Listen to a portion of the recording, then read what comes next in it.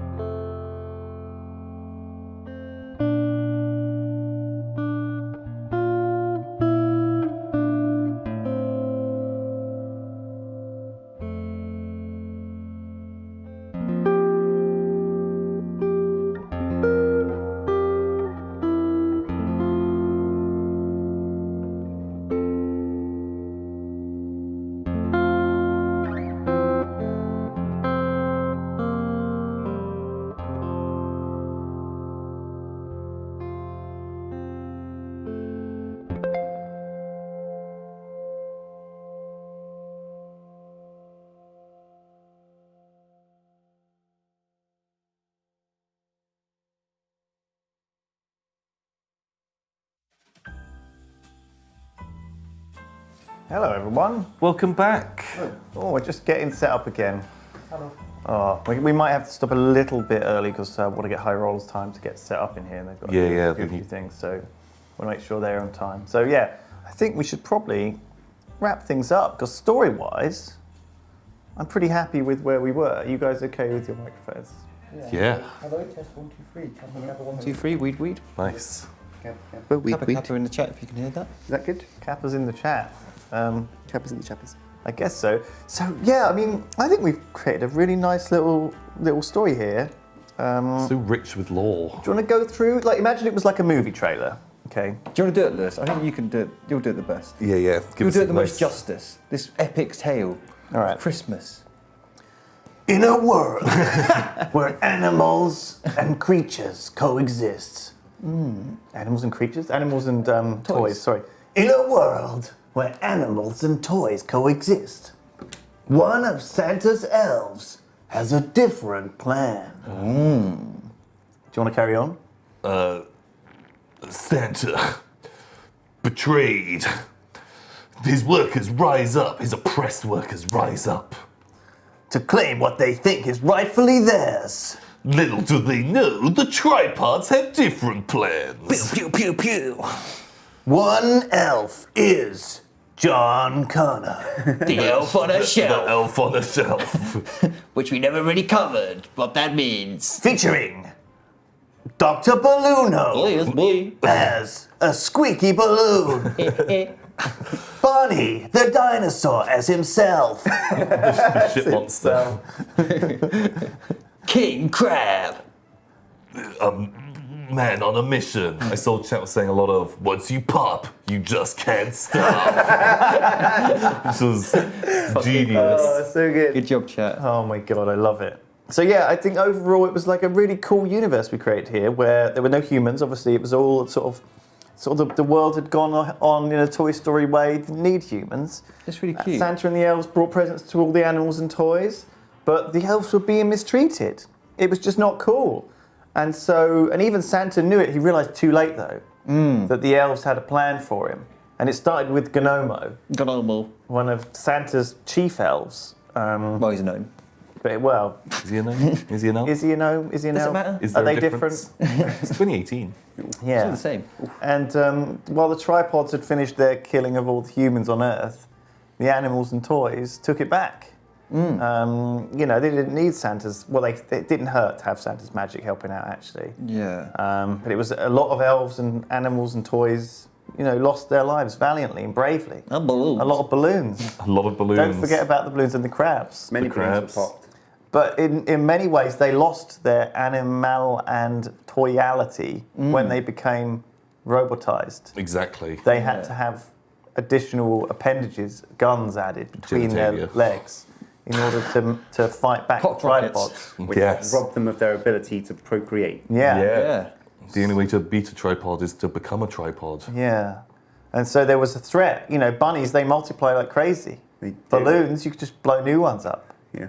So, you know, there was a problem there, and that's why they had to be taken down. I guess that one wasn't covered. A lot of very I'm adding new story. complicated In political. the roundup, I'm continuing. Continuing to world build. There was a marriage which created a balloon bunny, a Yeah. balloon animal, which I love. I think that's, it's a fun idea. I think that's hilarious. That little bit of texture to the world. Not just 5. 5 of At them. least, well, you know, Jesus, I don't like bunnies. bunnies. And eventually there was a big old airship battle in the sky. Against flying crabs. Crabs were chopping into balloons Whoa. and flying themselves. It was nuts. It was fucking It was nuts. glorious. Bunnies were pooping out cannonballs, It's fucking Yeah. crazy. Yeah, for Easter. giving them as presents. Jokes. King Crab went on a crusade to the moon, to Mars even, to hunt down any remaining criminal balloons. Fucking good job. The Galaxy balloons did return to seek revenge on the crabs, but you know what? They decided they were cool with the crabs. Yeah. There's been enough bloodshed between They were fine. breath shed. Helium shed. Enough helium shed. Yeah. So much helium lost. We're never going to see it. It escapes into the depths of the cosmos.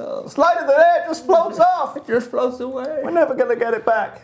And then finally, Santa done a competition Done a RuPaul Santa race. where a lot of the entries turned out to have their own motivations. They did. Completely separate agendas. Yeah. But in the end, the elves won. The elves got what they wanted, which was... An elf got voted in as the new Santa. New The Santa. descendant of Santa for a year, though.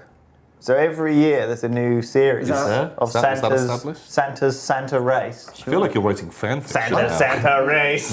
This is fanfiction. This is true. You're not Santa for life. 4 more years, maybe 4 years. 4 A years. Santa isn't just for Christmas, Tom. Yeah. The saying needs work. Well, I think that's enough. I think that's enough microscope. We don't want to spoil it. We've created such a dense and perfect world. Some people tweeted fan art at us. Now, one thing we thank do you. do every Thank year, you for the fan art. It was really funny. we have a little competition of Jenga. Now, who won last year? Do you remember? I think we all lost. Actually, that's not how it works, is it? There's no winner at Jenga. There's one loser. Yeah. So who was the loser last year? I remember, I think I lost a round. I think I lost a round of Jenga too. So I'm looking to improve for this year and not lose at Jenga. Partly because by popular demand, I was vaguely, but it's fine. It's fine. this is going to cause a lot of noise. You ready? Wait, were they not like stacked in the box? Unfortunately not, Tom. It was shoved in there. It was shoved in. Shoved in. This is going to be very unpleasant on the audio. I'm sorry, everyone. Just to put up with it. Give us a sec. Right, you set that up. I'll read donation loudly over the stacking of blocks. Kare Lingard or Ligard, thank you. Jolgarme or Jolgame, thank you. Soren Hillerup. Denmark is better than Sweden and the Norwegian. Wow. And Sure. The way you've written that, grammatically incorrect, implies that, in fact, the English education in Denmark is inferior to the others. But what am I to judge such things? I am merely. I feel like you're starting a new crab balloon war. Maybe he's 3 years old and now. it's actually superior.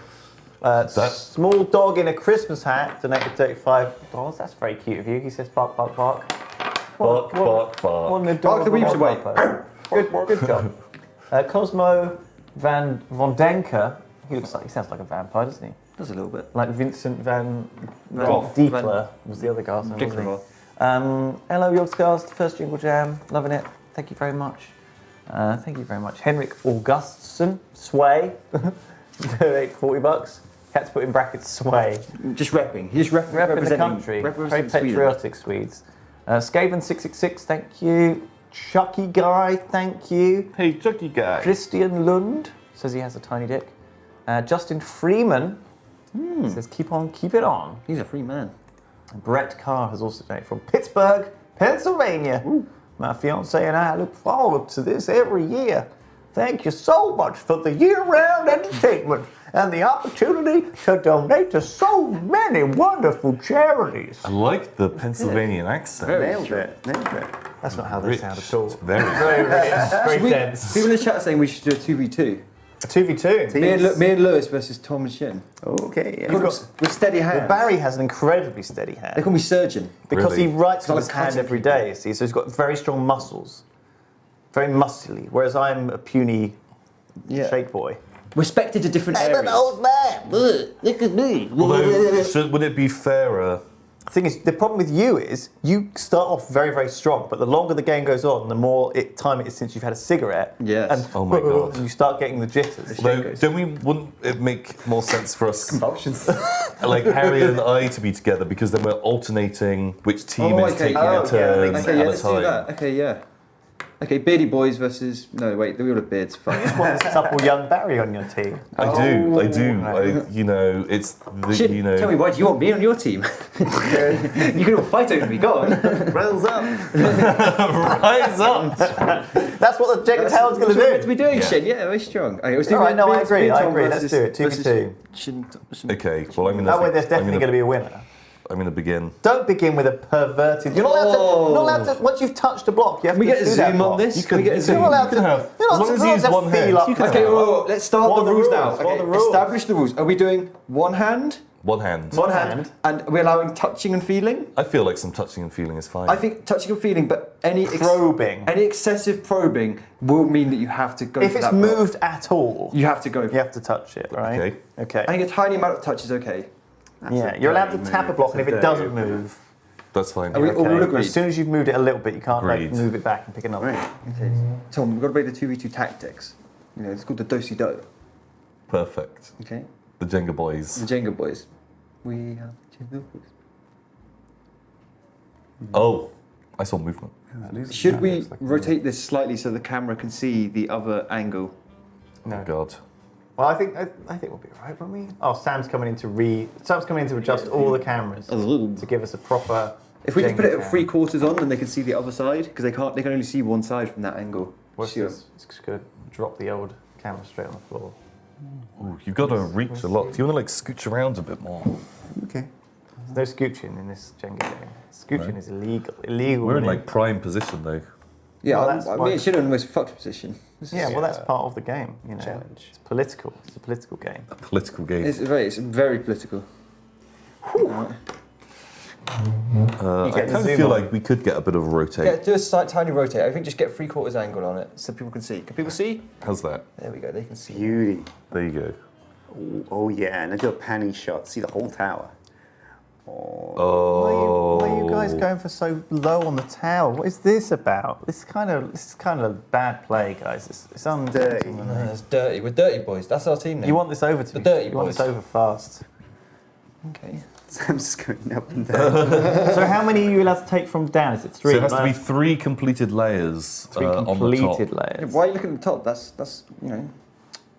Why wouldn't I Oh look my at the top? god. Jesus, careful. Also, a little rule I quite like Yeah. is if there's like a completed layer and you're putting a block on, it has to go in the middle. That's nice. There's no waiting. Yeah, like Okay, no, I agree. I like that rule. Now, Tom, careful. that's Tom, not this cool. is really that's not the a cool one. okay. Careful. You're stroking them. This is so strange. Should we do no It's leaning like a on the table lover's as well? caress. No leaning on the table unless you're picking. The table touch. No arms on Make the it table. make it fair. All right, fine. No table touching. No table touching. Oh Jesus! We should write these down. There's quite a lot of rules. It's quite a complicated game. Right, I'm Shin. just going to jackhammer this one. Careful with the fucking lead. just the jackhammer, just the bang. I feel good about this one. Okay. Watching it on camera is so stressful. It's more stressful than watching it in real life. Oh my god! Oh my god, Dude, I what liked. kind of plays are Monka these? Giga. You're on my side. Do you want to play like a jackhammer round? Jackhammer round. Hey, they call him Jackie. Where you just have to choose your block without any touching and just No, bang. we should do a Sharpie round. A Sharpie round. But you can only use Sharpies. You broke your Sharpie. I know. I always have this bad habit of snapping the Easy. clip clap. off. Nice. Oh, The wobble though. Oh my god. The wobble. Lewis, please. Oh, he's whistling a ditty as well. Oh, it's just child's play to him. Carefree Jenga. Go on, Tom. Bust a big move. Go on. Show him what He we wants got. to bust a big move. He's a stroking nut. him. He's doing the old Tom Clark stroke at me, dude. He's It's gonna such a bust a nut. weird. Oh, Jesus, that careful. move. That move. The whole tower moved. I think that's the move. Jesus. Easy. Look at your stroking. It's so weird. It's just like He's just getting the texture. I've never seen this. because I just tactic want before. Jesus, careful. something really Oh my god. Smiley face. Easy. For the dirty boys, it's an easy game. Yeah, it's such an easy game. the stroke is just to find the most like the block with the most give. Do you reckon if we just The gentlest little hoik this one? I reckon if you jackhammer it, yeah, you can do it. reckon I can. Did you just? What was that? What was that? You trying to? Were you giving me little cheeky strokes? See, no, but that's too heavy. See, you That barely was too heavy. You barely even felt it. That's the gentle Oh, I Tom see. stroke. I was going to say I didn't know what you were. Jesus, careful, Shin. I didn't even. I knew you'd stroke me. I didn't even know. I didn't really notice Gentle. it. Gentle. Well done, Shin. Oh, no, that ain't the one, Chief. Oh, That ain't the one, Chief. That ain't. Ugh. Where we at? Oh man, actually, we haven't got many that you can even take in the bottom layers. There's a few options. What's this young boy saying? Hello. oh. What's a young friend that I'd Hello like to meet? there. Porky. Hello. Greetings. Jesus Christ. That ain't the one, Chief. That ain't it, That's Chief. a yikes from me, dog. Easy, very easy.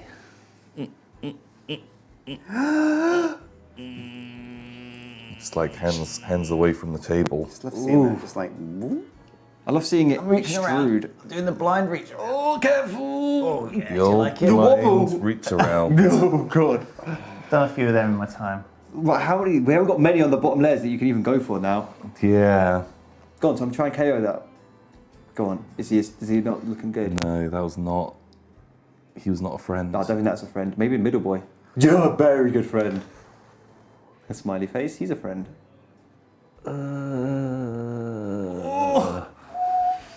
Clean. Clean Jenga. I like clean Jenga. Very clean. Clean game, boys. You guys have to be ready for when this goes down, right? Because it's got to be. It's gonna be very sudden. Very, very Oh, nice friend. Shin! Look at this. Look Wow. at this. A very clean, Like a clean glove. pick. Fucking. A choice morsel that was. Just Shin keeping it classy. Just a nice prime fish finger. Prime. Jesus, real I estate. can't. Would you play Jenga with fish fingers? Yes, oh, that's tasty. But if it all falls down, you have to eat them all. Yeah. Because you're allowed to eat the ones that you pluck.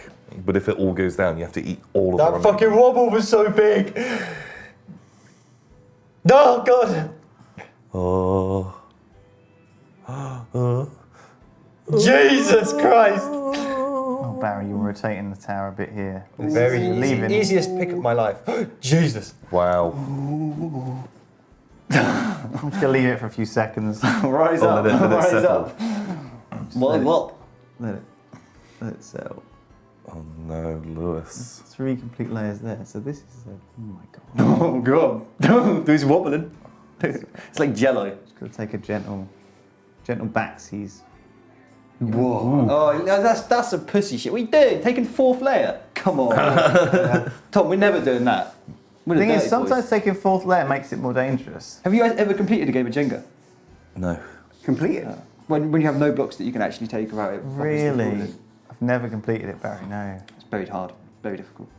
Buried hard. Maybe we can do it today. Maybe we can do it. We're pro players, you know. We are pro players. We've done this. We've done this a lot. We are literally playing Jenga right now. I feel like me and for Shin money. are in a really dangerous position though. The lean that we have to get on the table.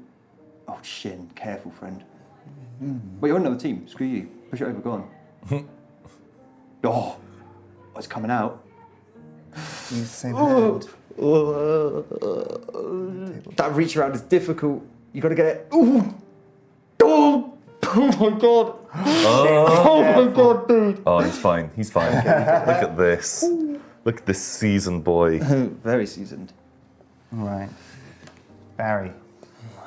Doing it. For the Man, it's boys. getting tense. So what happens to the team that loses? I don't know, like Fired? just killed in a tower falling accident. What? God. Jesus. Ooh. Ooh. Spicy. Serious, you've got to take your life seriously if you're Jenga. I'm going to start doing the wobble. The I little mean, wobble. this is not cool. Oh, that's ooh. That is a dirty move as well. This piece is like wedged. Jesus. There's a lot of action on this tower now. You've really caused a bit of spin on this middle top area here of this tower. Oh, Jesus, it's very stressful. Okay. It's gonna come. You're gonna knock the flipping tower over from just shaking the bloody desk. Oh god, this could be it, Barry. This could be it. This could be it. Are we allowed to blow? No. Okay, well, no. Oh, Jesus. Oh no. That wobble. I think that's a structural. A structural piece. This is GG. Oh. This is a fucking steel beam right here. If you do get this, you're just gonna leave the tower in a state. Very Oh. easy. I wasn't stressing. Feels good, man. Smiley face. Don't Smiley face. Don't fuck this. Easy clap. Probably one of the easiest pieces of my life, actually. What was it? Yeah, it Easy. I looked wasn't like sweating at all. Oh my god. it. My hands are so. You're shaking. Oh, whoa. The twist. They call that the Philly twist. Oh, I like. Oh, I this. like this. Look at that. That's a find. So you lent the tower this way a bit and I it enabled freed up you. that one. It freed it up. They call that easing the badger. They call that easing the back. Is an industry term. Not a fan of this state that the tower has been left in. You're in a bit of a pickle here. That middle section. Is dark. This is the dark timeline. Oh, I What do is like. this? I What is love the this. I whole- love this. This is the whole strong. hand strong. Yes, Tom. So you Yes, picked let's it go. from the exposed side. Oh my god, Tom, that was pro. And now we've got like a little I like this little yeah. two single pieces. Oh. That's the weak point That is now. definitely the danger area there. So now maybe it's better to even be. Oh, Because touching God. stuff above it is like very Pressure on here. precarious. Very. Oh my god, we haven't seen Didn't that even yet catch today. it. That was a loose brick. Oh my brick. god. You're playing We've got falling loose brick. bricks. We're playing reckless That's Jenga why over here. that's why we're wearing hard hats. Loose bricks. Sink Jenga towers. That is not The cool fucking play. dropper, jeez. The danger dropper. Alright, okay. Barry boy. How are we doing? We're good. We've got 8 minutes. So. Although they're going to need a bit more. Sorry, well, I'm sure 8 minutes is plenty of time to knock this tower over. Well, Barry's going to do it right fucking now. No, look at this boy. This Beautiful young boy. Training. Jesus Christ, the wobble. So it comes to Lewis. Oh, don't. Very easy. Is this? Hang on, let's try the Tom. You can do it, I believe. That's not going No. If the stroke, you'd feel the movement with just the faintest stroke. Hits me from lower. You can do it, Lewis. But this Smiley. There's motion in the tower. There's motion in the tower. Oh my god, it's Hold off the power. Jesus. Oh my god. Clean Jenga. Clean Jenga. my hands are so sweaty. Yeah, the tension. I think that I'm putting these blocks back on. They're just gluing via my sweat to the top. Oh, Tom, please do it. Do brave, it. it's brave. That's big dick Jenga. Tom's doing That's big dick Jenga. top dick. Oh my god, that is so big. Come on. This could pay off. But Come it could on. completely fuck everything. It's gonna make the Come table. on. It's gonna Big make the dick tower. That's it. No, it's It's- good. You're good. It really gave a bad wobble at the There's top. so much pressure on it now. Don't be a pussy. When this guy Big comes Jenga. out, it's gonna fall. Come on, slow and steady. Don't. No one touch the table. Just like Mama used to. You're out. You're clean. Oh my god. I don't want to breathe. Big dick Jenga. I don't want to breathe towards it. It's Big dick. like Can you turn the that AC off? close. The AC. Turn the AC off. I'm out. I don't think we're gonna have another round. Honestly, I think this is too unstable now. Oh. Oh, like Jesus rising again. Look at you. She's gone for a fourth layer, The- but there's the hands. so much risk here. The tiniest little tilt. I'm sorry. I'm gonna mess up your camera angle. Oh God. That's what we want. We want Shin's Careful. big fat ass to block Is the it just- fucking shot of the tower falling over. Good man. I'm about the Jenga. I don't care about the content. Oh, it's gonna be the same hand. Oh, you left barrier. Oh, no, you can't Left pick me a it. little It's fucking not, treat. but it's not part of the top three complete. Fuck, it is.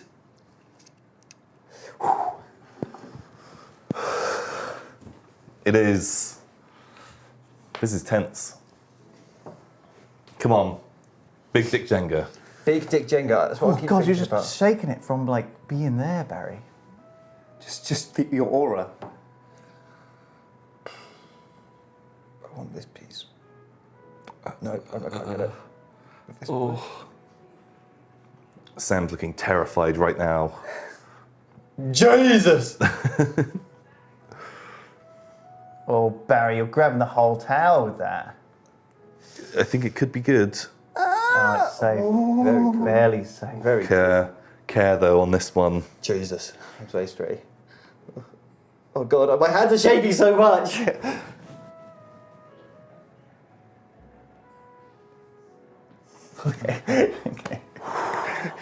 Although the worry of it like actually coming back round to you. You just don't want it to come back round to you, that's just it. I just want. Oh, let's go for the easy. Oh. Easy street. Yeah. You freed that one for me, Shin. See, this is why it's the two-player co-op. Oh, just giving him the classic, God, the classic top clutch stroke. He's touching They it. love it, they love He's stroking it. stroking. That one wants to come out of the back there. I know it does, Tom, but... Oh, he's found one. He might have found one around the back. Juicy. Oh, maybe it isn't. Maybe it's not. Big dick Jenga. This is big dick Jenga. It's good. God, it's so easy. Tom There's makes no it way. look There's no way Shin's doing this. This is The it's stroke. over. The stroke works. You find like the piece. Look The at perfect this. stroke, Gatchy. It's like a modern art piece now, isn't it? Barry, you don't fucking kick the table. What are you trying to do? Careful. kick the table. Fucking illegal. You're going to get disqualified for that kind of Jenga level plays. Shin's going for an absolutely mental piece. Shin just picks the weirdest choices I've ever seen. He's got like fourth wall vision. He just sees through it. Shin loves touching the finds ones in the them. middle. He's found it. He's found it. The perfect piece. He can sniff them out. Oh, we had a little movement on a lower layer. Oh. Jesus Christ. The wobbles happen. Oh It's my freed. The piece God. is freed. Can it go on top? It's always a risk, but there's low chance. enabled a there's new low layer for me, chance though. Oh of my it. god, he fucking rose up, didn't he? Rise up! Oh, this boy. I like this boy. Okay. This is one that I have the least amount of vision on. Oh god. Oh. They call me Mr. Wobbly. That's what they call me. Wibbles. Wibbles. Wibbles. Wibble wobbles. Fuck me. Jesus Christ. Come on, Lewis. There's not much left. I mean, you went for this bit down here. Keep the dream alive. Oh it's free. my Oh god. my god, I freed it. Oh my god. I freed it from its What a blocky slut. prison. This is a fucking Let savage. it fall. This let it is fall. sexy Jenga. This is Full. savagery. It's a dropper. That's a Fucking dropper. Just allowing How it has this to drop. kept going back round? This should have ended so long ago. It's on you now, Tom. We actually are running out of options. There are very few options left. We're up here. Tom, I believe. But equally, I kind of want you to crash it because I don't want to take another go. Please crash it. Please crash it. Tom, you can do it. Big dick Jenga energy. Just channel the big dick. Has he found one? He's found it. He's the sniper. We call him Sniper. Oh, it's got. You can do it, Sniper. TC. It's a low Tom down. Clark, TC the sniper. TC oh, the he does it. sniper. He's back to shoot again. The danger boy. Oh, but it's freed a new layer He's the though. poker. He's the poker. He comes at you and he pokes the tail with his El little finger. Paco. El Pokerino. El Pokerino. Here he comes. Up to the mark. El Pokerino. He's got to do it. I like that you hovered over I- that piece for a second. Like, ooh. Like literally a piece that you cannot ever possibly do. El Pokerino. Here you go. Here we go. El Pokerino with the You pop. don't want to go that way, do you? No, no, not Pokerino. Here he is. Pokerino. El Pokerino. He's come with the puck. He finds it and he pokes. One puck, two puck, Oh my. three puck. He's doing it. Oh. You've started, so you've got to finish that one. Oh. Here we go. Just let it drop, Shin. He's just loving it. Just let Caress it drop, Just Shin. caress it. Just Love let it. the whole tower drop. Bang! Fucking hell. El Pokerino. El Pokerino. What the hell? Mr. Wibble's up to the mark. Well done. Come on, Mr. Wibbles. Mr. Shaky Boy. Jesus. Oh, Barry, you're the lean. You're the lean. Barry, the lean. Oh. The leaning I don't tower, like- no! I don't like this It's a at all. terrible choice, Barry. This feels like the worst one. I actually am going to move around because this angle Oh is my terrible. god, Barry. Hello. Sorry. I'm gonna Barry, I'm gonna get Barry, moved. no. Which one was I going for? This boy. Very dangerous. Very cool. Can we Sorry, see Sam, are you still... You got good angle. this? Can anyone see how much this is rocking? This is This fucking. is this is it. GG. Oh my God. No You re. upset the feng shui. I did just fuck the entire feng shui. This is. I feel like I'm in fucking Anchorage right now. Jesus Christ, it's wobbling so much!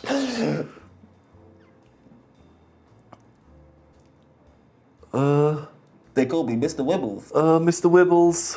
Oh, Wibbles. Oh no, he's only kind of done it. Wait, it's not on yet. It's not on yet. Okay, Mr. Wibbles. Fuck me, 1 sec. Careful.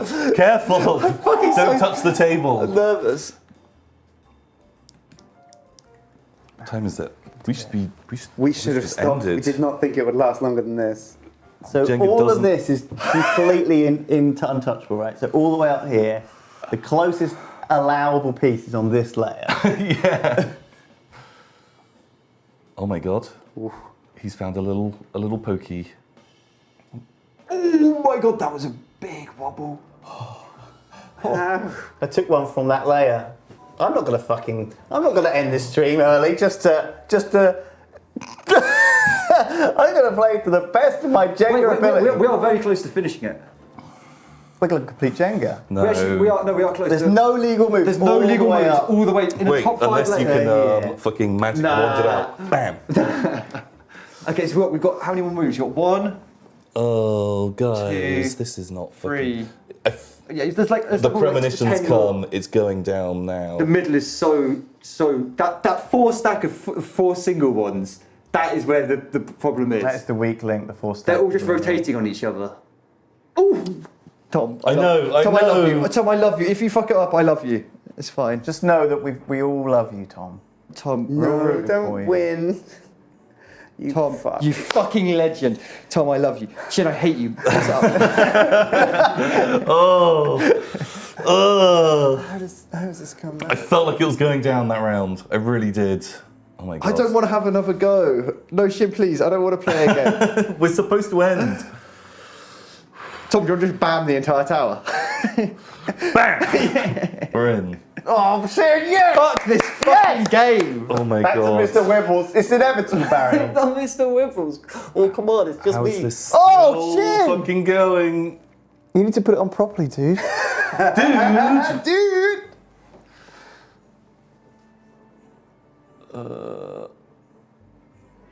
Easy game. Easy game. Oh, Easy game, easy life. Come on. it's got to be this one, right? Smiley face. Oh my god! Oh my fucking god! It's gonna fall. I can't pull it. It's too hard. That's 2 hands you're using. You're No. changing hands. And you've selected your piece. Sir, smiley face, sir, play Sir. by the rules, sir. Please, Sir, this is a gentleman's club. sir, please, sir. Oh! God, I got it. We did it. We fucking did it. GG, Man. GG, boys. I lose again. Oh. Another year. Another year. Honestly, it was very good effort from everyone. my old friend. Top shelf Jenga. We Elf did on the it. shelf All right, Jenga. we're gonna quickly set up for High Rollers. Sorry, we've really overrun. We're bad. Lol. Coming up is High Rollers with Matt Mercer. They're going to bring him over on a TV, I think. Stay tuned. I don't know. Through the power of science. Stay Bye. tuned. We'll be back very shortly. All right, cool. Let's just leave this all going.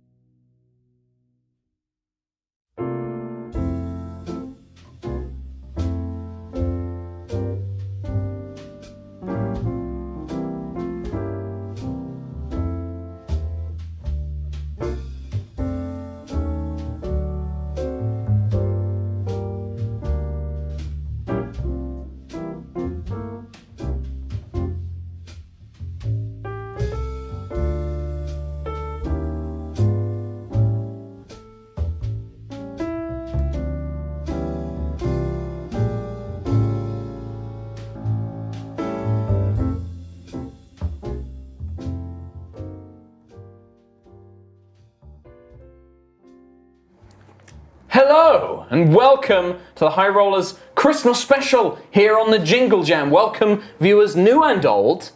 Thanks for joining us for this Dungeons and Dragons adventure.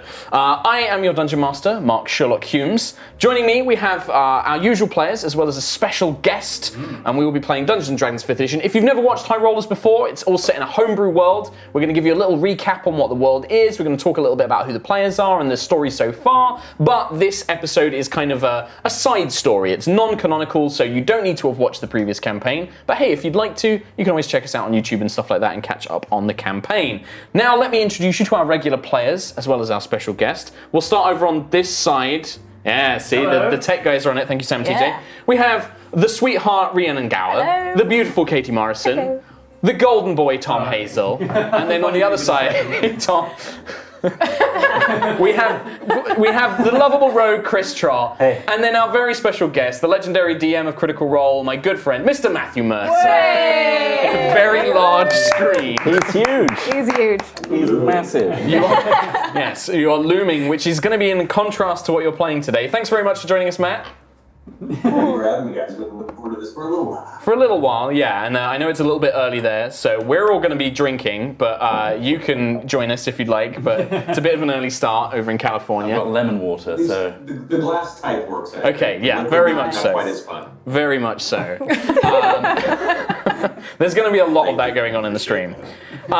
So, a couple of things to run through first. We're not going to be doing too much of this, but obviously we need to talk about the Jingle Jam. So if you're not familiar, if this is your first time checking it out, the Jingle Jam is a month of charity streams here on the Yogscast Twitch, raising money for a number of awesome charities, all in contribution with Humble Bundle. All you need to do is go to humblebundle.com/Yogscast. There will be a link in Twitch chat or on the YouTube video if you're watching this later.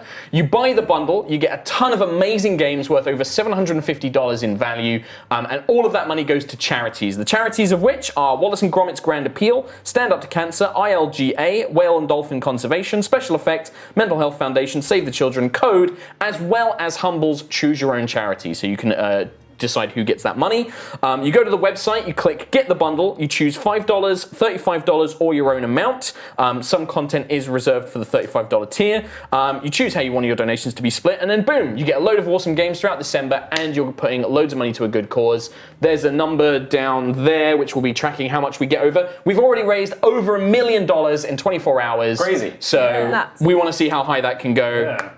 And very much thank you, Matt, for joining us for this. And thank you, Critters, if you're out there joining us as well. Yeah. With that done, we're going to play you the introduction video to our campaign Aerois, and then we're going to get started for today's Dungeons & Dragons adventure.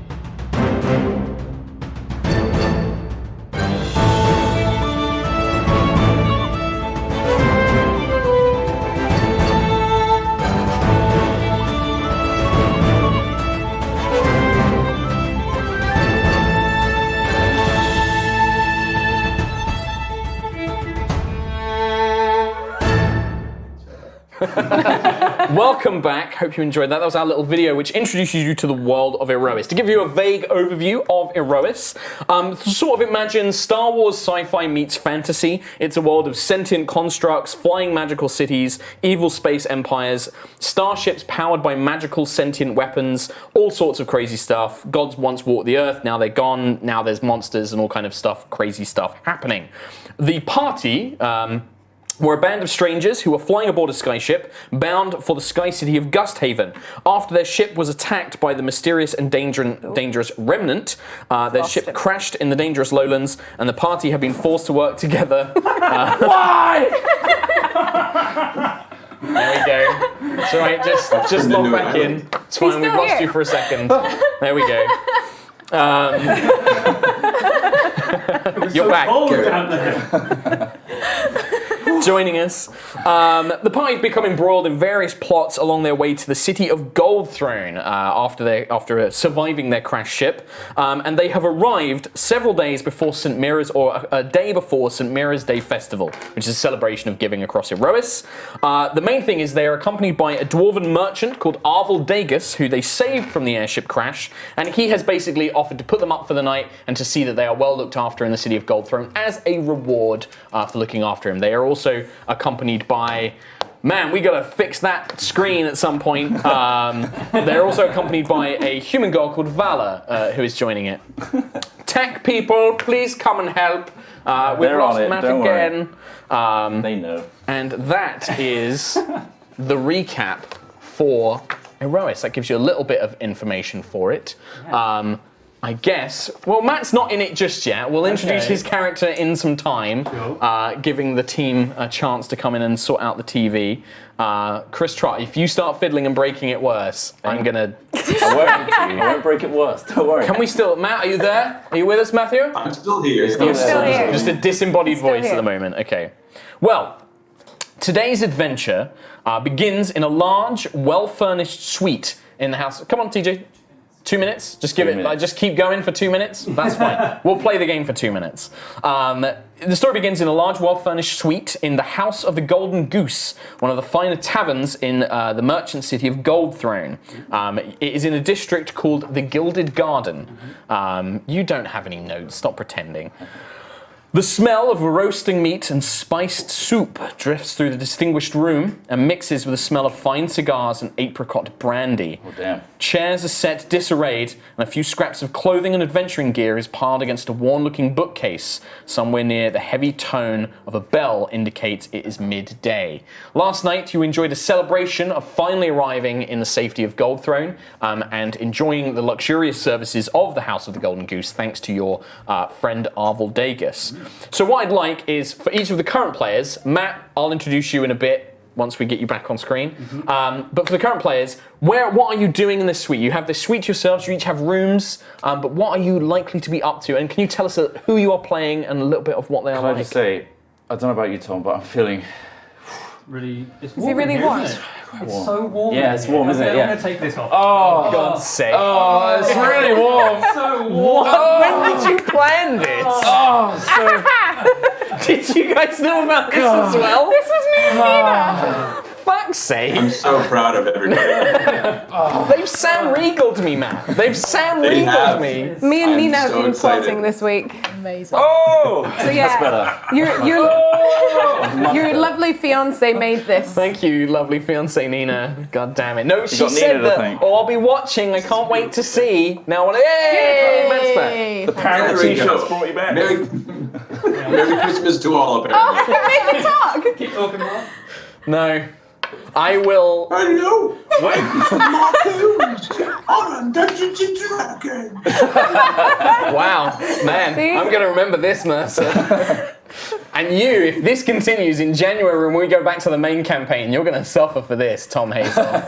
Yeah, Tom. Sorry. And you, don't think you're out of it. You still not making me talk. I don't Anyway, know which one to look at. can we get back to Dungeons and Dragons, please? Yes, please. Thank you. So we're about to introduce our character. Yes, if you could basically introduce your characters, what they're doing in the Grand Suite, and tell us a little bit about them, please. We'll start with Tom Hazel. Oh wow, we're just thrown. Wow. How close to St. Mira's Day are we? It's tomorrow. St. Mira's Day. So it's St. Mira's Day Eve. Quill is giddy. He is excited. So Quill is an Aarakocra. What's that? It's a birdman. It's just a Quite birdman. literally, a bird. Probably see it in the bottom corner in a minute.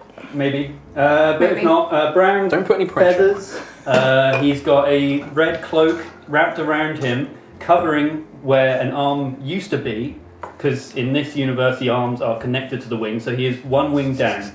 But yeah, Birdman with a missing wing. And you are a bard cleric, I'm a bard cleric. and you are a heading worshipper towards- of Hesper, who is one of the gods of Aerois. Yes.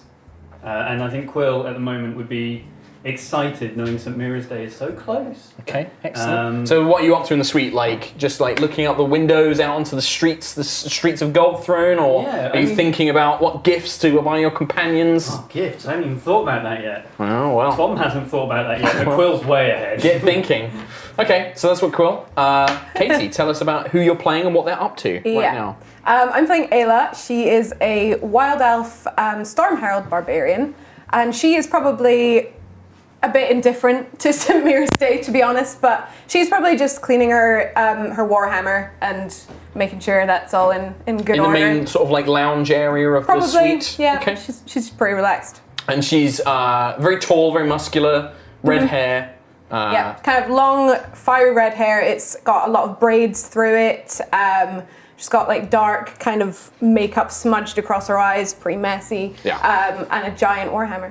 Yeah. Very Celtic and Very Viking Celtic. influence for And the wild she has a small bit of tartan tied onto her belt. There you go. Rhiannon, Hello. who are you playing? Tell us about them. Cool. I'm playing Sentry. I am a paladin playing Oath of the Ancients. I'm like this 7 foot tall metal robot woman, essentially. And I imagine she would be sort of feverishly looking around, like trying to get ideas.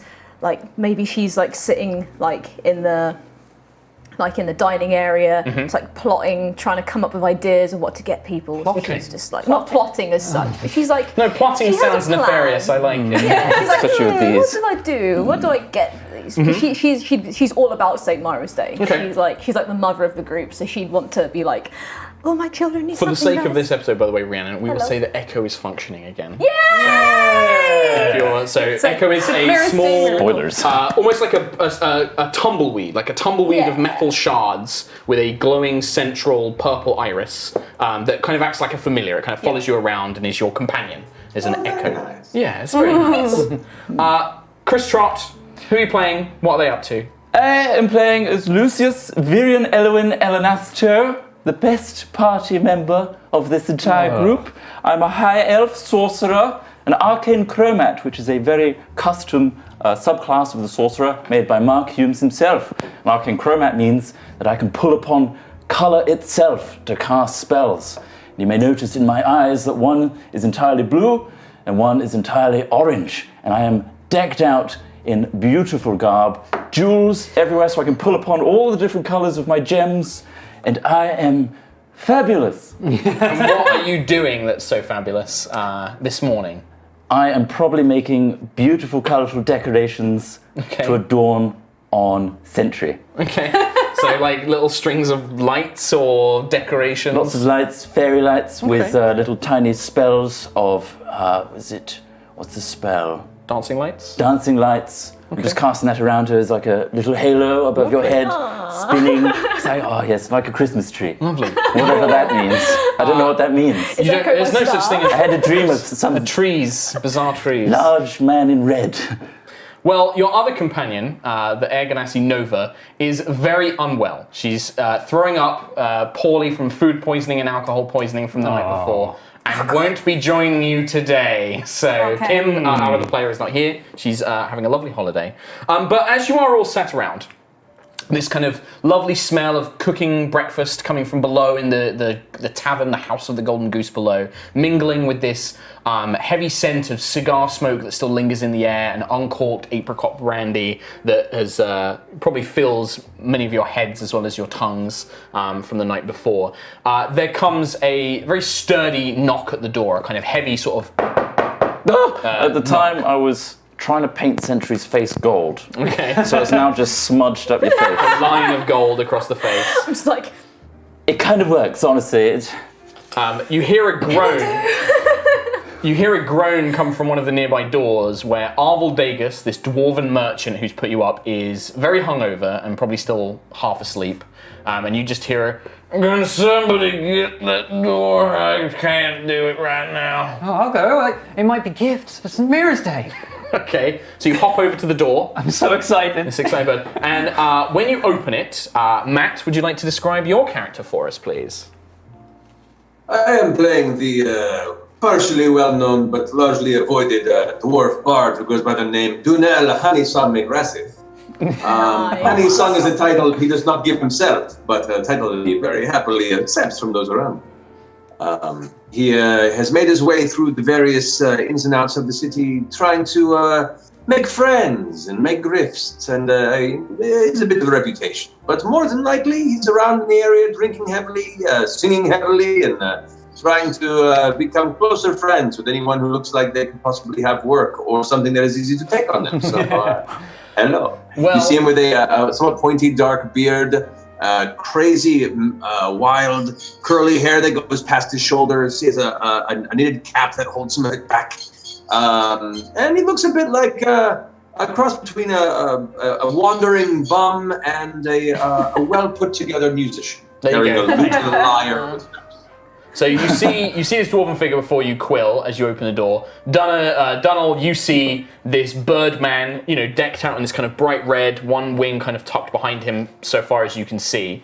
And you've come to this room because you've tracked down Arvel Dagus, that your employers have asked you to find and invite to this event this evening. And you have an invitation for Arvel for him, like a written invitation. But yeah, as far as you know, this Birdman is not him. I am terribly sorry to have bothered you at this point in the day's festivities, my fine feathered compatriot, but is there an Arval Dagos within this small chamber? Arvel? Yes, Arvel, you've got a friend on Samira's Day. Oh, he is so hungover, he is never going to make it to that door. Yeah, you see this dwarven figure, kind of like thick-bodied, very similar in kind of build to this dwarf you see before you, like Dunnell. But he has, rather than long hair, you can see it's quite short, tucked in, and he wears a very large Stetson hat, like a big cowboy hat, a shirt that's half on. He's got like one leg in his trousers, one boot on, and he just kind of rubs his face. He's like, "Bring him in, Quill. I need a minute. Speak to our fine friend here, and good day, sir. Give me 1 minute." And then he kind of lumbers back into the room. As you can see, Arvel's a little bit, he's still drunk. There's honestly a 50-50 chance that he's vomiting at this moment. So, I mean, let's be entirely fair. It is within our lineage, so to speak, to be well to rise in the morning, as you see. I myself have not stepped them in drinking since 7 or 8 o'clock in the afternoon, so at the very least I'm disappointed by his performance. And if Quill invites you in, you see the rest of this kind of motley band. You see this Guardian, this Construct, currently sat at the table, a big gold smear over part of their face. You see a very fabulously wealthy dressed high elf who is currently trying to decorate her in some way. And then a very rough looking wild elven woman, huge hammer by her feet, long pointed ears, long red hair, just kind of glaring at everything that's going on. So this is Ayla, this is Sentry, and this is Lucius. Where's Nova? I just hear this. Oh. I think Nova's not very well. No. She was drinking very heavily. Yeah. She is good at that. She was... Kim's like somewhere going, she kept stumbling over to the bar and was yelling, shots, shots, shots, shots, shots, shots. It was... And I assumed she meant your thunder... whatever that was, and I was like, no, not in here.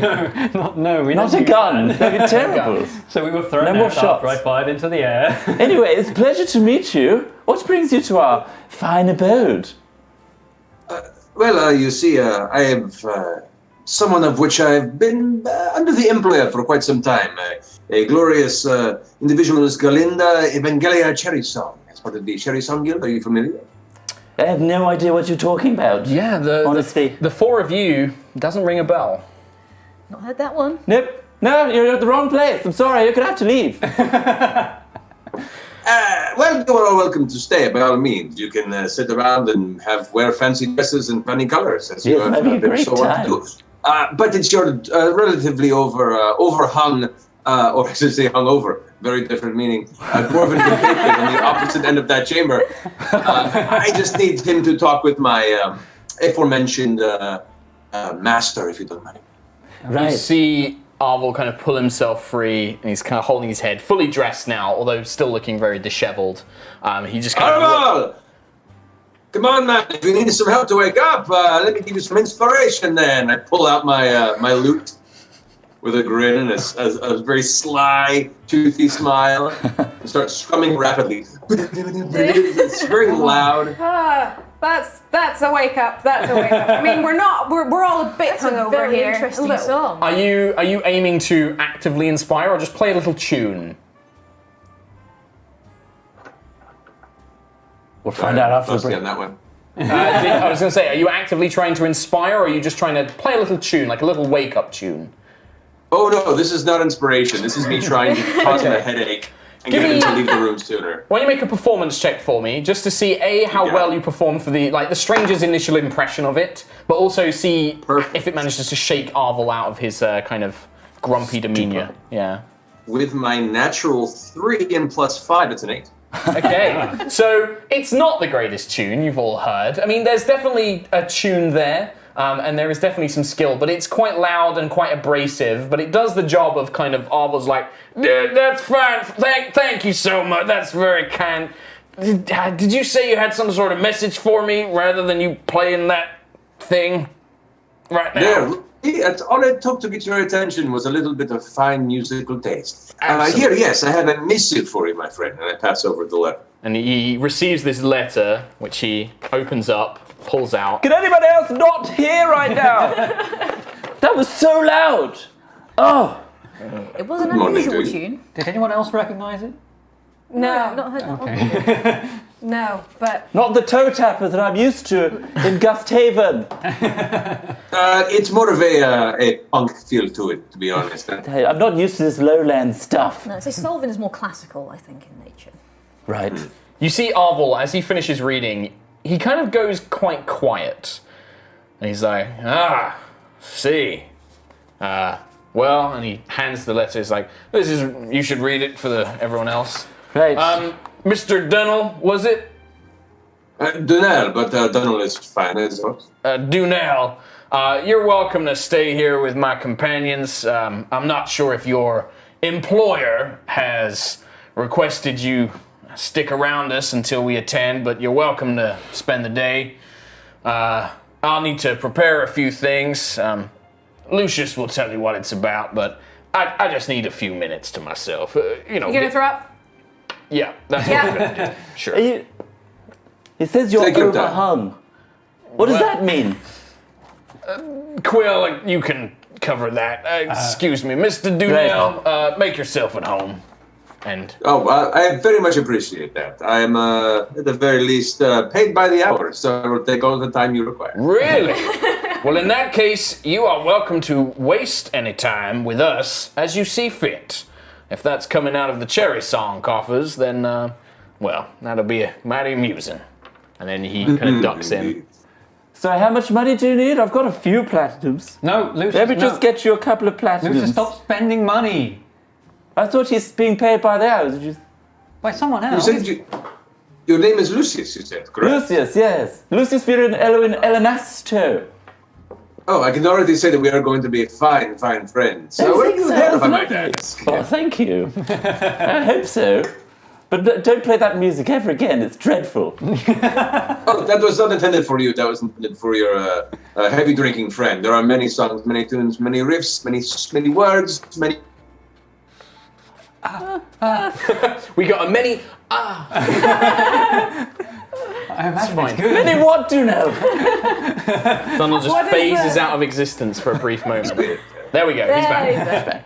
What's the letter? What's so important? To Mr. Arvel Dagos and companions. That's us. That's us. We are pleased to hear of your safe return to Goldthrone and wish you well this season. That's very nice. How lovely.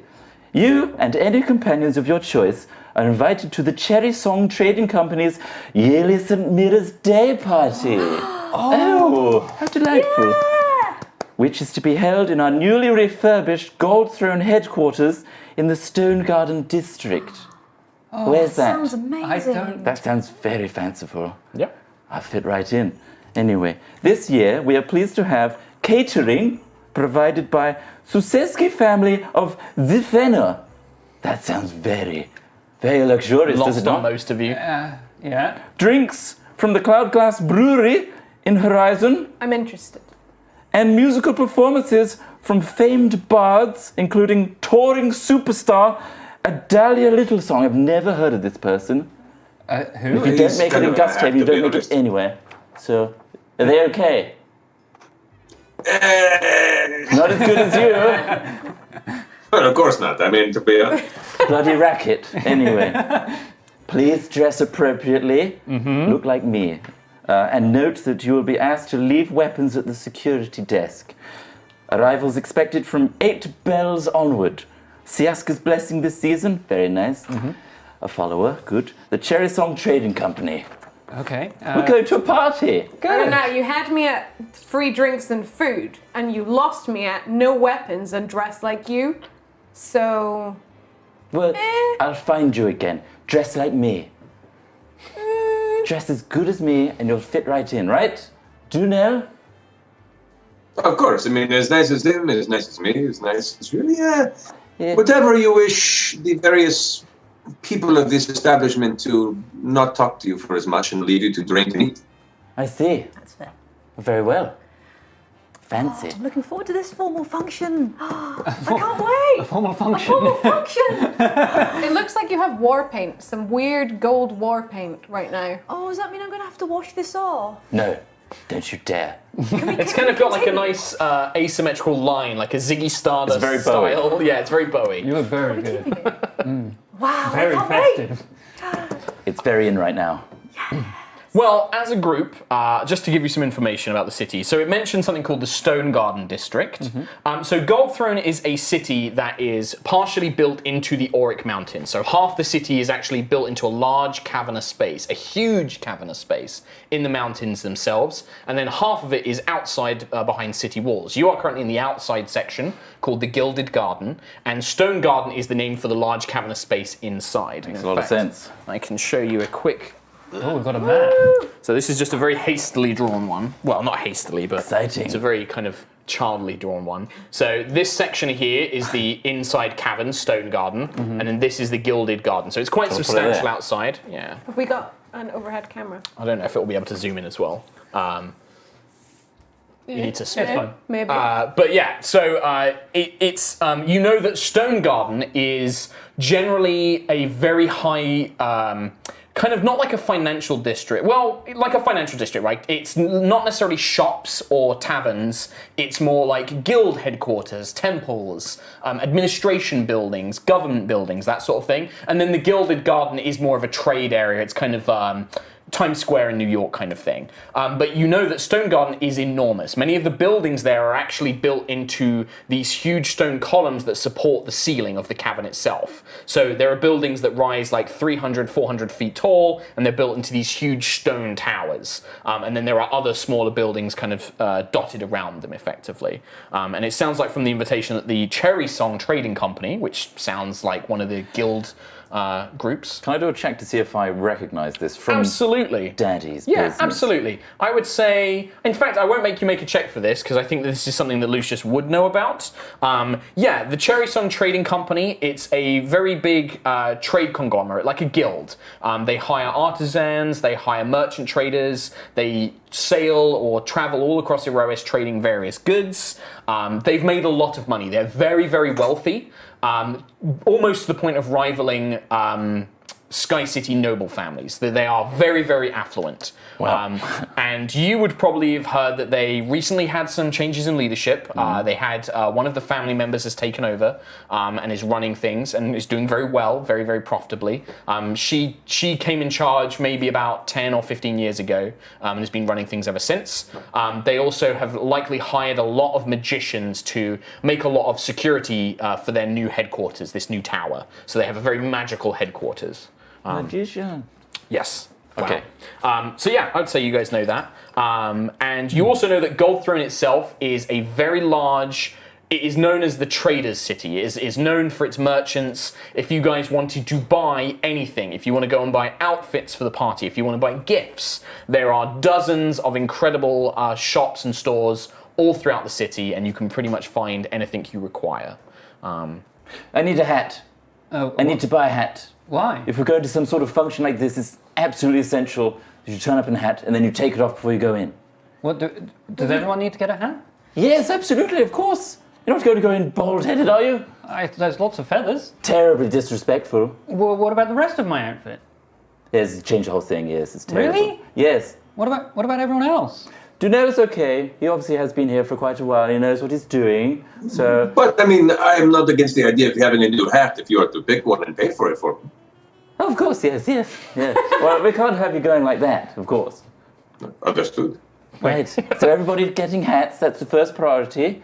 And then from there, we've got to practice some dancing, obviously. Yes, so 2 pairs, and then we'll do some dancing. Right. Because they're going to do some ball-type things, I imagine, with the superstar. Yeah. Donald's just nodding and pointing. I assume you're down there. Yes, it's just the height difference. Yes. Right, so yes. So yeah, I mean, you can see that. So a small, probably about 14-year-old girl with dark hair, kind of pokes her head out of the bathrooms, where just beyond her you can see this blue air ganassi just throwing up constantly. Oh. And you see Vala, who you recognise as a girl that you rescued along with Arvel. Mm-hmm. She's just like, I kind of overheard some of that. I don't think Nova can go anywhere. Should I just stay here and look after her while you guys go? She's going to miss out terribly. I know, but she's really not well. To be honest, she'd make us look bad, so yes, she should Right. stay. I'll stay here and look after her then. But you should take Arvel. Like he's paid for everything. Make sure he has a good time. Okay. Yeah. He's, Have fun, everyone. he's also very overhung, so... I don't know what that means. I'm 14. And closes the door. Good. I'm so glad. Anyway, is everybody ready to get... Should we just get going now? 8 bells onwards, right? Yes, so you have plenty of 8 hours or so. It's about midday. 8 hours. Do we need That's not enough time. what? 8 hours? 8 To hours? do what? I've got to do my makeup. Makeup? No, I'm not going. I'm not going. Can I? You're invited. No, I can't do it. Ayla's gonna pick up whatever you were putting on Sentry's face and just like put all of her fingers through it and just run it right down the middle of your face. Done. He does look very good. Ta-da! Perfect. Danelle seeing this reaches out and like grabs the lapel of Lucius, spins him around and goes, is going to attempt to inspire him. Yeah? Oh, luscious locked lad, as you stand before me, I cannot help but see the colours amongst thee. Your gracious, your bright, your visage is quite beautiful. May this party bring all of us something that rhymes with beautiful. I mean, that was amazing. I will go to the ball. I will. Just is that a bardic inspiration? Just to check. Yes. Yeah. No, I'm actually going to use a bardic inspiration. So you get a D6 to a check within the next like 10 minutes or something. The check is 10 for me to minutes. go. In the next 8 hours. Yeah, there you go. Next 8 hours. So you can save that one. Okay, I'll save it. Okay. That is the kind of music you should be playing all the time. Well, it is really the only first time you see me perform outside of bothering your friend. There was more to come. I hope so. Whew, I'm all fluster. So now that Lucius has decided to go with his new makeup by Ayla, the first question is, where do you guys want to get hats and outfits, you said? Yes, Well, absolutely. there are 3 standout places that I think Donnell would know about and he would tell you about. 3 places that you've heard of in your kind of your investigations into the city. There is a place called Stout Stars, which is run by a very kind of very dramatic and a little bit eccentric halfling who is the kind of tip of fashion but is very out there, very outrageous. There is a legendary tailor called the Dusk Needle who is an ember elf who is very well known for creating beautiful, very elegant looking clothing, the stuff that the richest of the rich wear. And then finally there is a place called Two Sisters Tailoring. It's not actually run by 2 sisters anymore, but it's got the name still. And they specialize in reinforced art-like clothing. So clothing that will also count somewhat as armor. And they kind of build this for nobles and people, merchants who want to look good, but also are worried about being stabbed in the back or killed by some bandit on the road. So those are the 3 kind of the best tailors in town that you can think of. Now, I don't want to take the lead, but I'm taking lead on this because it's very important to me to look the best. Mm-hmm. And I want to be on the peak of fashion. I want to be a standout. The rest of you could be drab, it doesn't matter. Oh. But I feel like... You've got like 20,000 gems on you already. Surely that's like sufficient gems. Absolutely to go. sufficient. This is kind of this is trail making wear.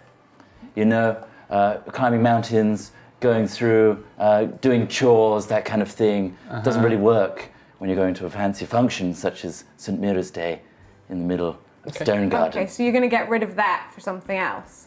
Yes, this will be backup. Wait, that's your practical wear? This is my practical wear, yes.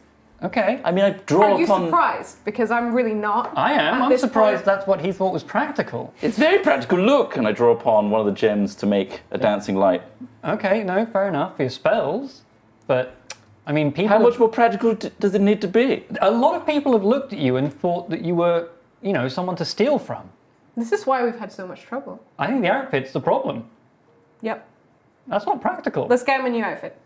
Less gems. Honestly, that kind of works. You know, something that causes a conversation. I want people to be speaking like, yes, I could steal from him, but he looks good, doesn't he? You know? Okay, if that's... The place that does something that looks like kind of could be armor, that would be useful. For you, perhaps, yes.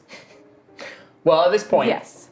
Lucius has made up his mind where he would like to go. Would you guys like to go somewhere else? Dunnell, would you like to go somewhere? Do you fancy getting something bought or bought for you? It sounds like more in line. I walk where Lucius walks because, after all, he is offered so graciously to pay for everything I require. Okay, so it sounds like. I think I did. So did you guys want to go to? Did you intend to go to Stout Stars, which is the more kind of extravagant out there, Yes. or the Dusk Needle, which is the finest of the fine? That's tough. Can I roll for it? Absolutely. I just so undecided. 1 to 3, Stout Stars. 4 to 6, Dust Needle. Okay. Well, 8. that's a D20. I thought you were going to roll a D6. 5. 5. So that would be the Dusk Needle. That's the expensive one. That's the expensive one. I have to. Very I fine even- choice. Yeah. Yes, excellent thank choice. you. So Yes. Dunnell and Lucius are going to head there. Sentry, what about you? Have you got any ideas?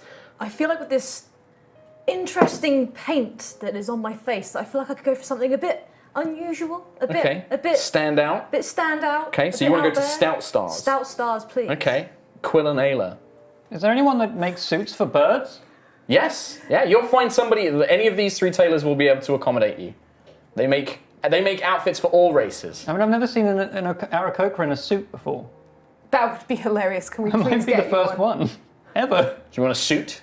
I kind of want a tuxedo. That would be the Dusk Needle. I'll go to the Dust Needle. Ayla. I want to see that. Okay. Come on, So you're going to go, Let's, but probably not get anything for no, yourself. yeah, probably not. Okay. Probably not. All right. Well, we'll quickly cover Sentry first. So, Sentry, you make your way. Arvor will probably travel with you, just for keeping company, if nothing else. And he seems a little quiet and a little nervous about something, but he travels with you to show you the way. Stout Stars is a tiny, squat building out in the Gilded Garden, and you can see that the window, this large kind of bay window, is full of mannequins in these very colourful, very avant-garde looking outfits, lots of geometrical shapes and things like that. Be like amazed, like And as you kind of step inside, instead of a bell, there is the sound of birdsong that erupts as you kind of enter in, this kind of as you kind of look around, and you can see rows and rows of these kind of beautiful outfits. There are chairs of all different shapes and sizes. One is like a small hand, one is like a tiny stool, one like a big plush armchair.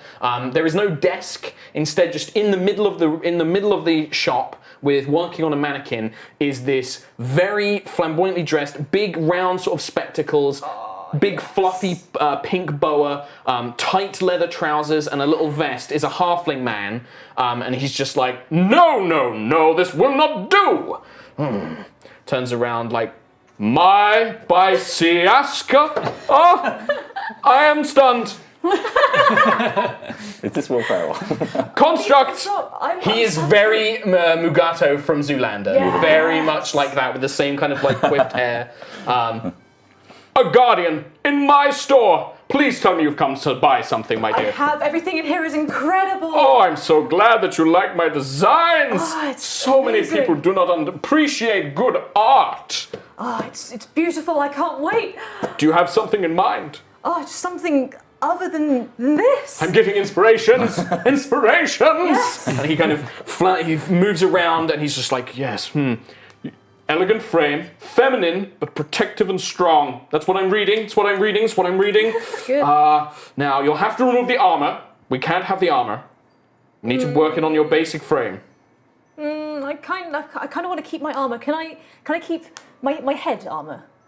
Of course, yes. You keep your head armor. Okay. But the body, no, we need to accentuate this natural form, these stone and metal and wooden shapes. Yes, I'm thinking.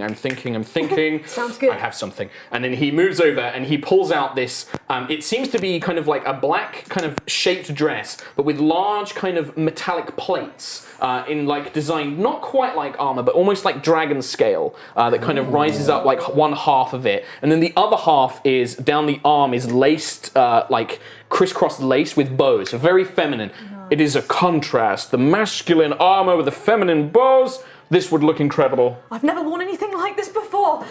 Oh, it's Come. so... And he offers a little tiny hand up to you because you're huge and he's tiny. Take his little hand. And he leads you over to like a curtained area and he begins helping you This is enter so the dress. fascinating. And yeah, he basically runs you through how to buy it. It will cost you 25 gold for this outfit. Fantastic. And he will dress you up and get you ready to go for this evening. Sounds perfect. Done. So you have that. So you have fine clothing from Stout Stars. Amazing. Joseph Stout Star. Who's paying for all this? Sentry's paying for it. Got it? She's got money. Thank you so much, Joseph. This is incredible. Oh, Sentry, my darling, you will stand out. Just remember to tell everybody you're wearing Stout Star. I will tell everyone. Don't worry. Very good. I keep my word. I know you will. And he strokes your face as well. He tries to, but then his hand. I like crouch down, don't I? He's like, So we jump across into Stone Garden itself, where tucked along a back wall there is just what at first appears to be a cave entrance, with a very delicate, made from black metal sign, and in silver writing, beautiful cursive script, the Dusk Needle. You descend down deep into the actual mountain itself. The light completely goes out. Anybody who doesn't have dark vision is temporarily blinded until very faint. I know, look, Donald's can see it perfectly. Your dark vision switches into the black and white hues of dark vision. Quill, as you get closer, there are faint little twinkling lights which just give you barely enough to see. And you see this beautiful, elegant, made from black velvet kind of store with these long chaise longue couches, draped kind of curtained fitting rooms, but there are no clothes on display. You just see almost like a waiting room. And sat there drinking a very delicate cup of tea from a tiny ceramic see-through glass is an Ember Elf. It's the first time some of you have seen these. They are completely black-skinned, but like onyx, almost like a marble textured skin, completely hairless. Their eyebrows are studs of diamonds instead of actual hair. They have studs of diamonds instead of eyebrows, with very bright blue eyes. A headscarf is kind of partially wrapped around their head, and they're wearing these very long, elegant robes of purple and silver. And as he kind of gets in, you just get this, puts the glass down. Welcome, customers. I am Dusk. Can I help you? He gestures to all of you. There is a curious glance in Ayla's direction, and probably Quill's, but he smiles very politely. But it's more of an eyebrow raise than anything dismissive. Okay. Hi. Hello. How can I help you? I'm afraid you've got your work cut out for you with these two, but we'd all like some garb if possible. Of course, most certainly. I must be upfront with you, and please understand that this is in no means a judgment on yourselves. I merely wish to be upfront with my prices. Many people are not aware of what I charge. My outfits are 50 gold for my pre-made, 150 for something custom. 150. Sorry, let's go elsewhere. I thought this was a premium place. Okay, we'll see you later. Thank you. Well, this is not. There is the slightest hint of offence. I'm sorry, I must apologize. If you are used to a higher end establishment, I wish you good luck. And he very politely is just like, I hope that you find something. Oh, Boss Yogscast, I'm so sorry. I totally forgot where I was. I'm just so used to Sky City. Oh, please, I didn't mean to take He holds up a hand. He's like, no, please, it is my duty to serve, to provide custom for all of you. My work is valued here in Gold Throne, but I understand that perhaps in the Sky Cities, where other places you may be from, that may change. But I can assure you my work is of the highest standard. Then by all means, we'll start with the base template, okay? Of course. I'm going to throw some adjectives at you, which I assume is how you work. And he flashes up a small kind of leather-bound notebook, and he takes a pencil from a belt, and he's like, please begin, sir. Now, Dunel, I assume you wish for a hat, yes? Well, we can certainly begin with a hat. However, I'm already seeing the fabrics around here, and they already look quite comfortable against my dwarvish skin. Yes, comfort's one thing, but fashion. Even if we're just squeezing you into something, you've got to look beautiful. Okay. Right, I'll start thinking of my own adjectives. You go first. I need to follow your lead. Yes, draw upon your bard inspiration. Some songs. Yes. What do you mean adjectives? What are you doing? Okay, I'm thinking sun. I'm thinking moon. I'm thinking bright but dark. I'm thinking contrast. Because we're doing pairs, we have to have polar opposites, but then join together to create an ultimate beauty. What? We're doing pairs? Yes, for the dance. Did the note say there was a dance? No. No, but there's always a dance, you know? Oh. What if there is... He writes things down as you're So speaking. in pairs, I assume me and Dunel would be pairing because we're probably the most sophisticated dancers here, and therefore... Well, I would say so, yes, maybe. I don't want to be stepping on your birdie toes or your elf toes, or wild elf toes. But you two together will probably do something good. Well, I don't dance, and he's got one arm, Yeah, so... I haven't... I mean, Aarakocra normally dance in the sky, and I can't really get up there. It's okay. We'll just stay at the bar and have some drinks. It's fine. That sounds good. It's fine. You could watch us, it's fine. Okay. You don't have to take part. But I'm thinking... You notice as you're speaking, like, whilst Lucius is supposedly the one giving these adjectives, he's actually watching the conversation between you and is making notes as you converse. What are you doing? I'm coming up with ideas. For me? Of course. I don't really need anything. Oh, you're not... I apologise. I thought you were... I think this is fine, right? I can just wear this. What have you written? Right? What have you written Don't make about that me? face at me. I have written that, obviously, your injury must need to be taken into context, but you still have an affinity for the sky and ways that I can bring that into it. You seem to be quite an intelligent individual, so something that is fitting of that nature.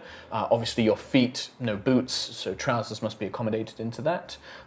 You are a little shy, perhaps, a little nervous in your manner of speaking, so something that will help draw away from that. I wouldn't really call myself shy.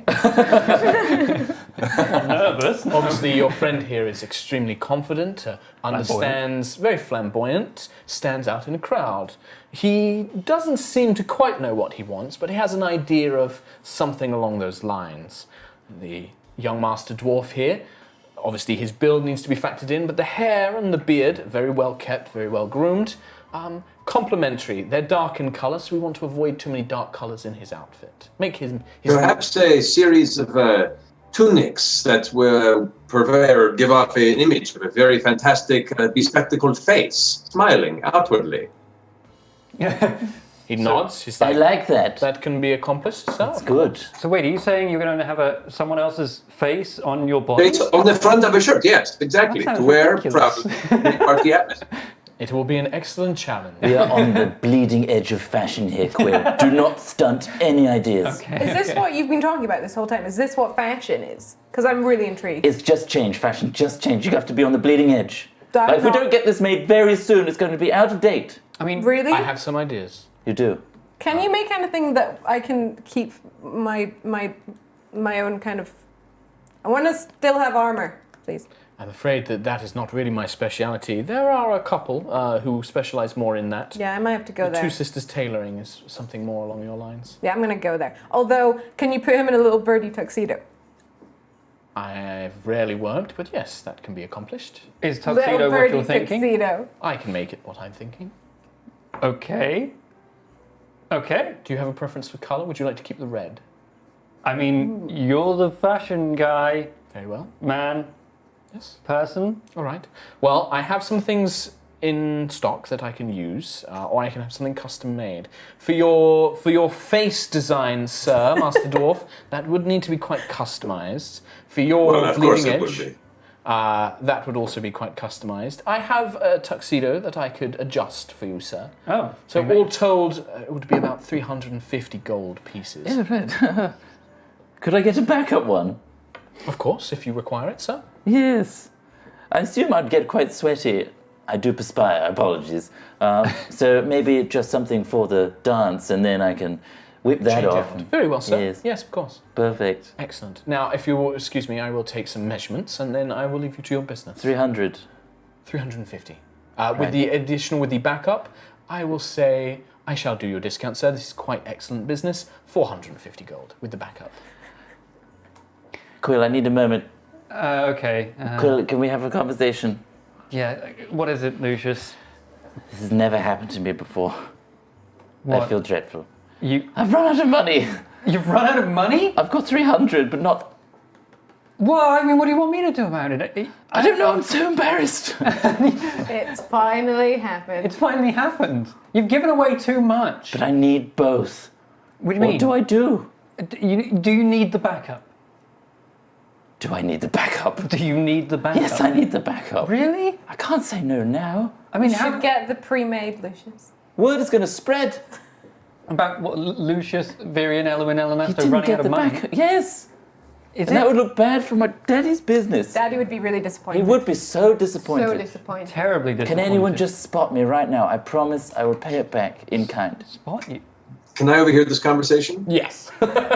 Lucius is not being particularly quiet. I'm going to go ahead and pat Lucius's shoulder and be like, hold on, let me see what I can do for you. And I turn around to try and find Dusk. And I'm like, Dusk, my friend, my fantastic weaver of ridiculous fabrics. May I have your attention? Of course, Master Dwarf. How may I help you?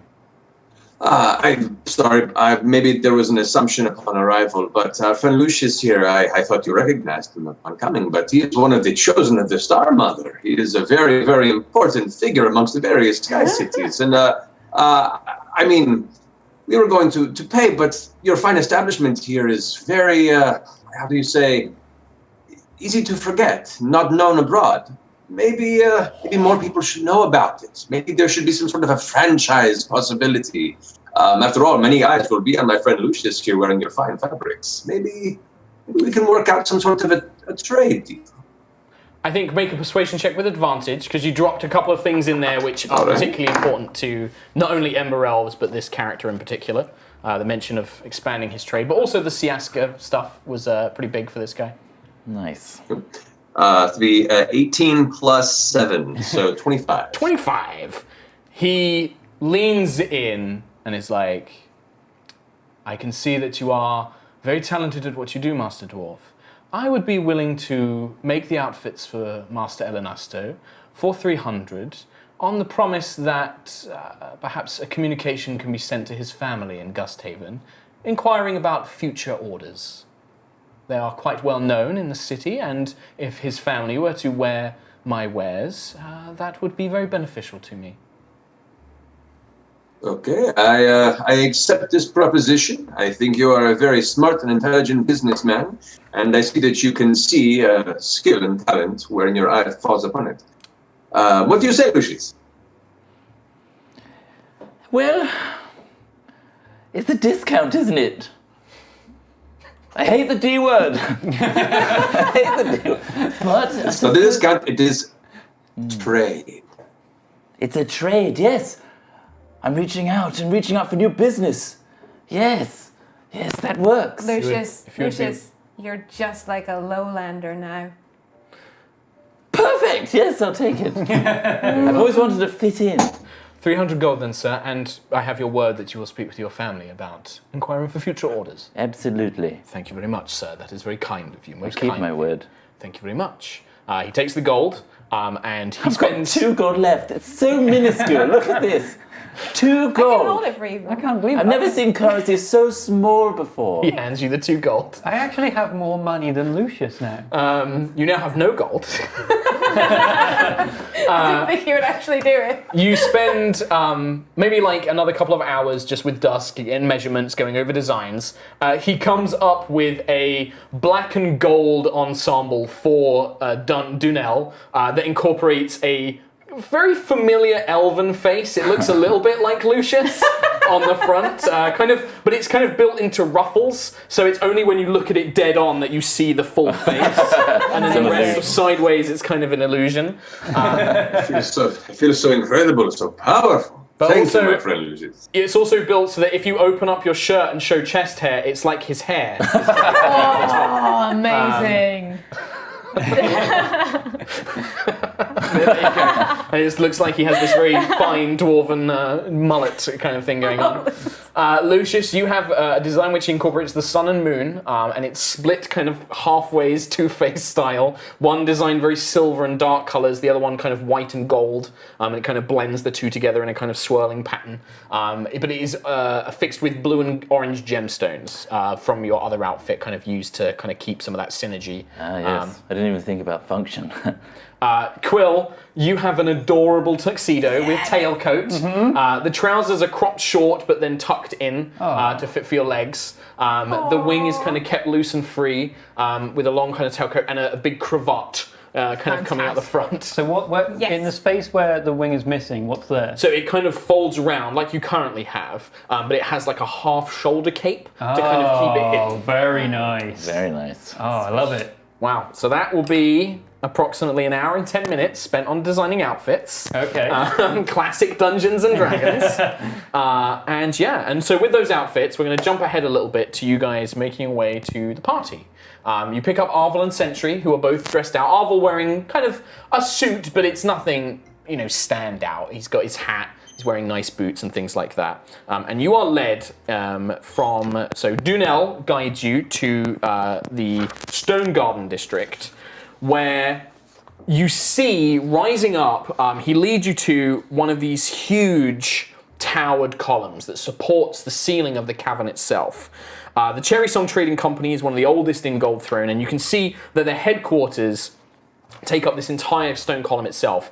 It reaches up about 300 feet or so. The stone pillar itself is sculpted and engraved with an ornate tree-like pattern. You can see that there are large glass windows on each floor that look down onto the district below, out into this large cavernous space, where you can see magical lights have been placed around on the buildings to kind of provide illumination. As you reach the front, there are a pair of thick doors, stone doors, that lead into the tower at its base, where they're flanked by a pair of dwarven guards in heavy steel armor. Upon providing the invitation and speaking with Arvel, who they seem to recognize, you are invited inside into a large polished stone lobby. There is a sign which says "Event guests this way, Velena Suite," and it leads you to the back of the building itself, where there are kind of these long chutes with magical platforms on them, with a kind of crystalline, sort of not panel, but kind of like a crystalline pedestal with various buttons, all with Dwarvish script.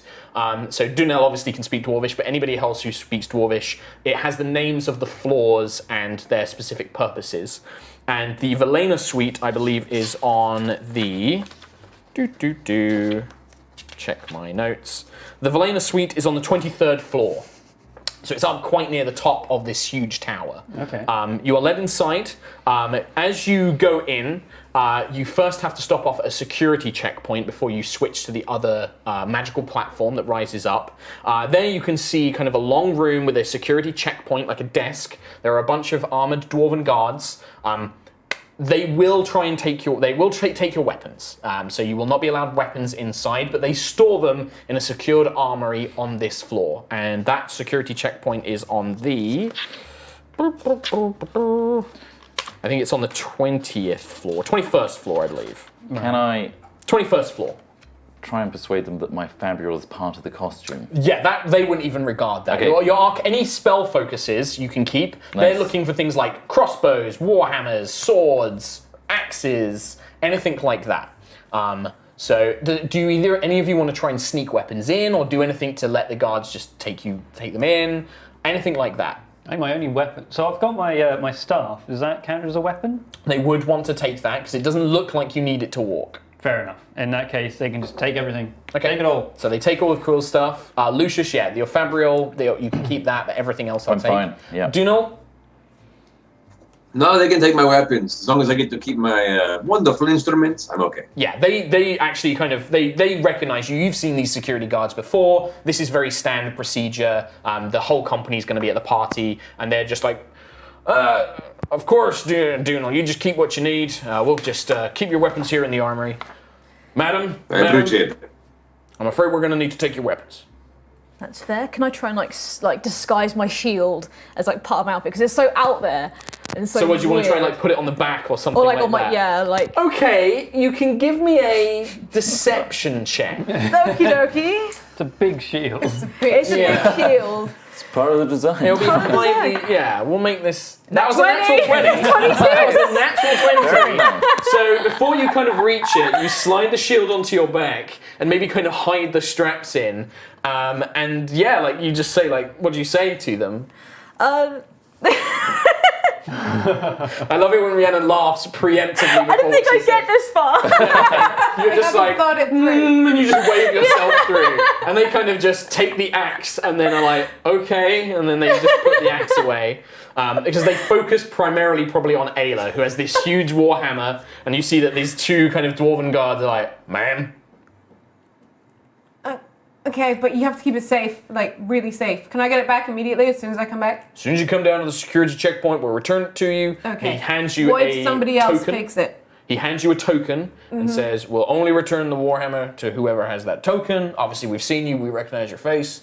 And he shows you the armory. It's a locked room, a rocked loom. Markisms. A locked room to the side, and you can see that there are rows and rows of weapons inside. You can see that they have their own weapons stacked there. They have these Thunderstone rifles, these kind of firearms that use like magical thunder to kind of eject bullets. But they also have what appear to be a selection of rapiers and things like that, kind of nobles' weapons. And like one of them is like, takes the hammer, kind of moves in, puts it on like a table, a desktop, and yeah, puts it there safely. Unfortunately, I don't have anything that's small enough to conceal.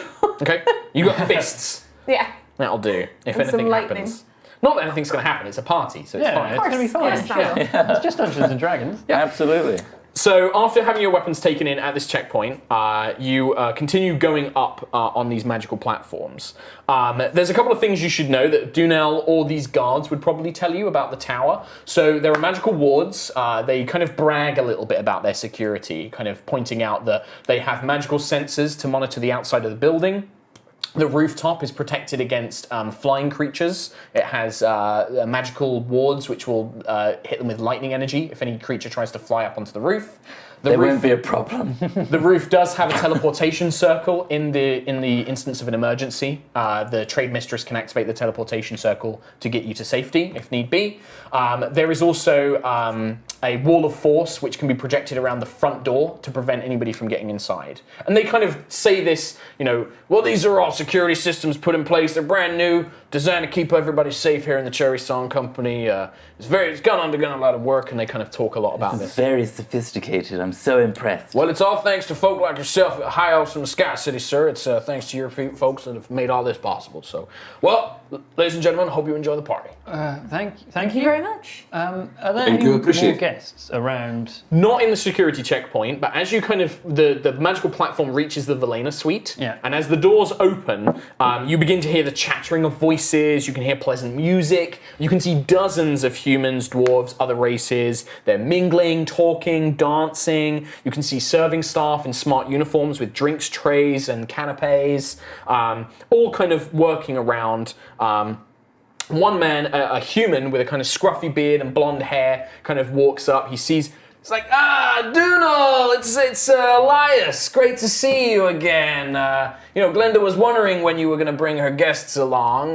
Good to see you. I'm sure that she'll. See you as well, my friend. Yes, excellent. And you all must be Arvel. Oh, Arvel. And he reaches down and shakes his hand. It's so great to see you, and you must be Arvel's traveling companions. It's great. Well, have a lovely time here at the party. I'm Elias if you need anything. Have a great time. We got the best food. We got the best drink. If any of you are interested in something a little extra fun, come and find me. When is the dancing? Anytime you want. That's what you're talking about, right?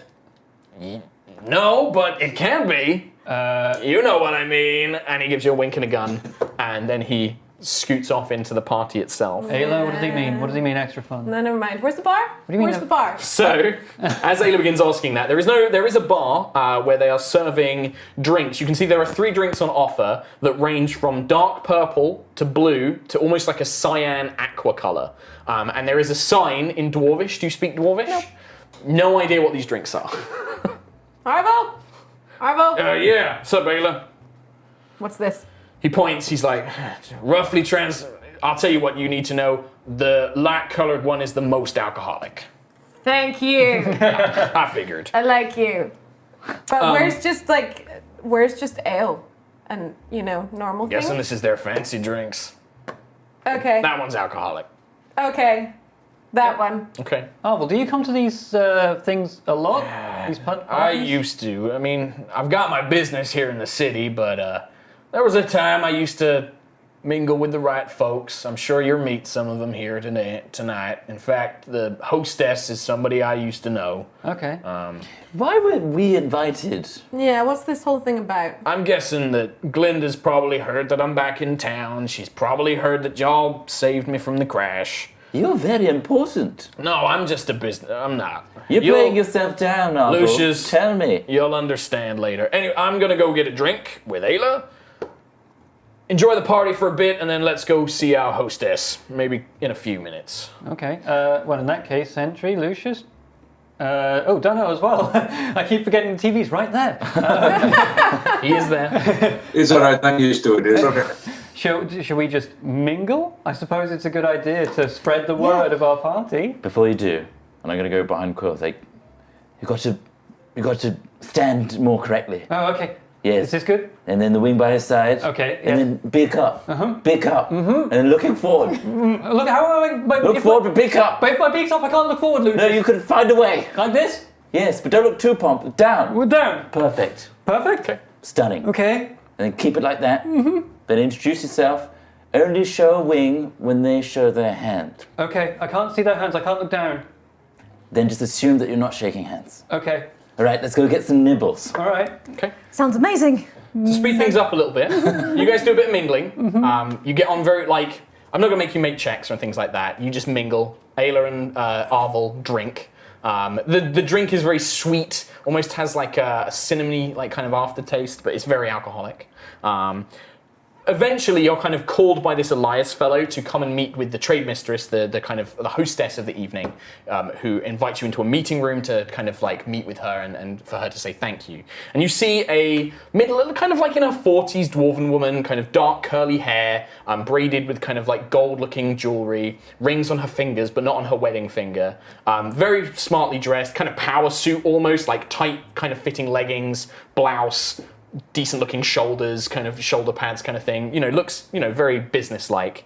And she's like, well, welcome everybody. Dunel, thank you so much for bringing Arvel and his friends here. We'll make sure that you're paid, and obviously we'll have your music later, I'm sure.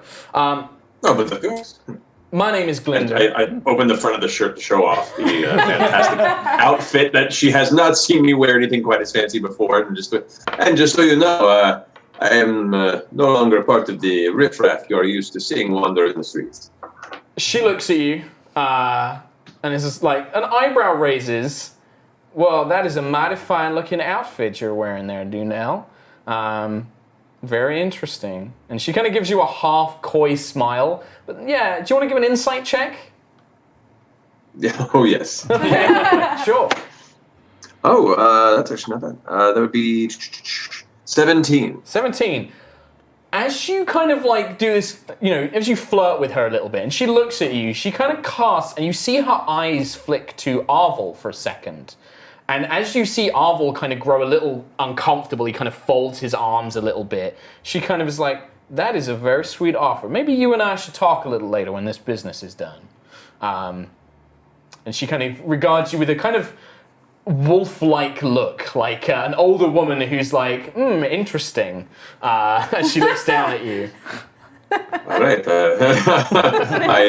You thought you were going to troll me, Matthew Massa. No, I'm going to cougar you today. Sometimes my powers are stronger than ever. She gestures and says, well, I just wanted to thank y'all. Arvel is somebody I've known for some time, and as I've come to believe, you saved him from the airship crash. Oh, yeah. So I wanted to invite you all to celebrate St. Mira's Day with us. I've actually prepared a number of gifts for you. They're just in a side room down on the side. That is so cute. Please, it's the least I can do for saving Arvel and making sure he got back to Gold Throne. Please enjoy the party. Drink, eat, have a good time, whatever you need. Just let my people know. They will make sure you're well. If you go down and take your gifts now, I'd like to have just a private conversation with Arvel, if I may. It's been some time. I'd like to catch up with him. And you see Arvel just like, yep, it's good to see you, Glinda. See you're doing well. She's like, I am. Anyway, your gifts are just down in the room on the side. It's near the stairwell. I mean, are you sure you want us to open our gifts the day before St. Mira's Day? Yes. These are thank you gifts. I want you to have them now. We didn't get you a gift for St. Mira's Day. It's fine. Please. Dreadful. I am wealthy enough that I don't require it. I didn't bring a hat! Anyway, I'm going to go ahead and use my minor illusion cantrip to create a debonair hat that matches the style of the outfit customized by the guest. Half moon, half moon, half sun hat. Like big spiky areas. Oh, it's beautiful.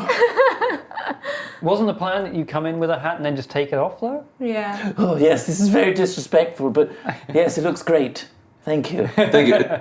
Do not worry, it only lasts for a minute anyway. Like, go ahead and usher it off. Wow.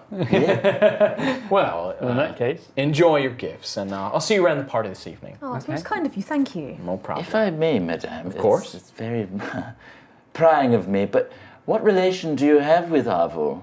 She grins, and Arvel is like, Lucius, I swear to Siaska, and she's like, well, I'm surprised Arvel has not told you. No, he did not. We were engaged for a time, betrothed. But Arvel, don't tell me you rejected this fine woman. Arvel just kind of, she's like, no, it's a complicated story. Perhaps one I'll tell later. But Arvel and I have had our differences, but I hope that that's behind us, and that's why I'd like to catch up. And he's like, I'm sure you would. All right, let's get this over with. The roller coaster of love. And how many bells from now is the dance? Lucius, get your gifts. Yes, all right, my gifts. Gifties. Get going. Let's go. Okay. And you can see that there is a moment where, you kind of look behind you as like Arvel shuts the door, and then an argument immediately breaks out. It's like door closes, kind of arguing from behind the scenes. You head down to the room gestured, and just before, we're going to have to take a little bit of a break soon, but on the table, labelled so you don't need to identify them, are a selection of gifts. So there is a scroll of sending. Ooh. Boots of striding and springing. Okay, I'll wear those. 2 potions of healing. I could drink those. And an interesting item that you've never seen before. It is a wooden card, like a long, thin playing card, which depicts a spyglass, known as a conjurer's card. And this can be used to once a day conjure a magical effect. So but it requires the person to be proficient in the perception skill. That's me. So whoever takes that can add that. It is on D&D Beyond. Interesting. And then the rest of the items you can add as necessary. As you gather up the items, you begin looking over them, kind of discussing amongst yourselves, and that is when you begin to hear the commotion. Because as you are getting your gifts, you hear a sudden kind of sound, you hear a man scream, and then you hear pow, pow, pow, pow, as thunderstone weaponry begins erupting. And you hear the last thing, which is, ladies and gentlemen, silence. Oh, it's the dance. If you cooperate, you will not be harmed. Well, it's and then you hear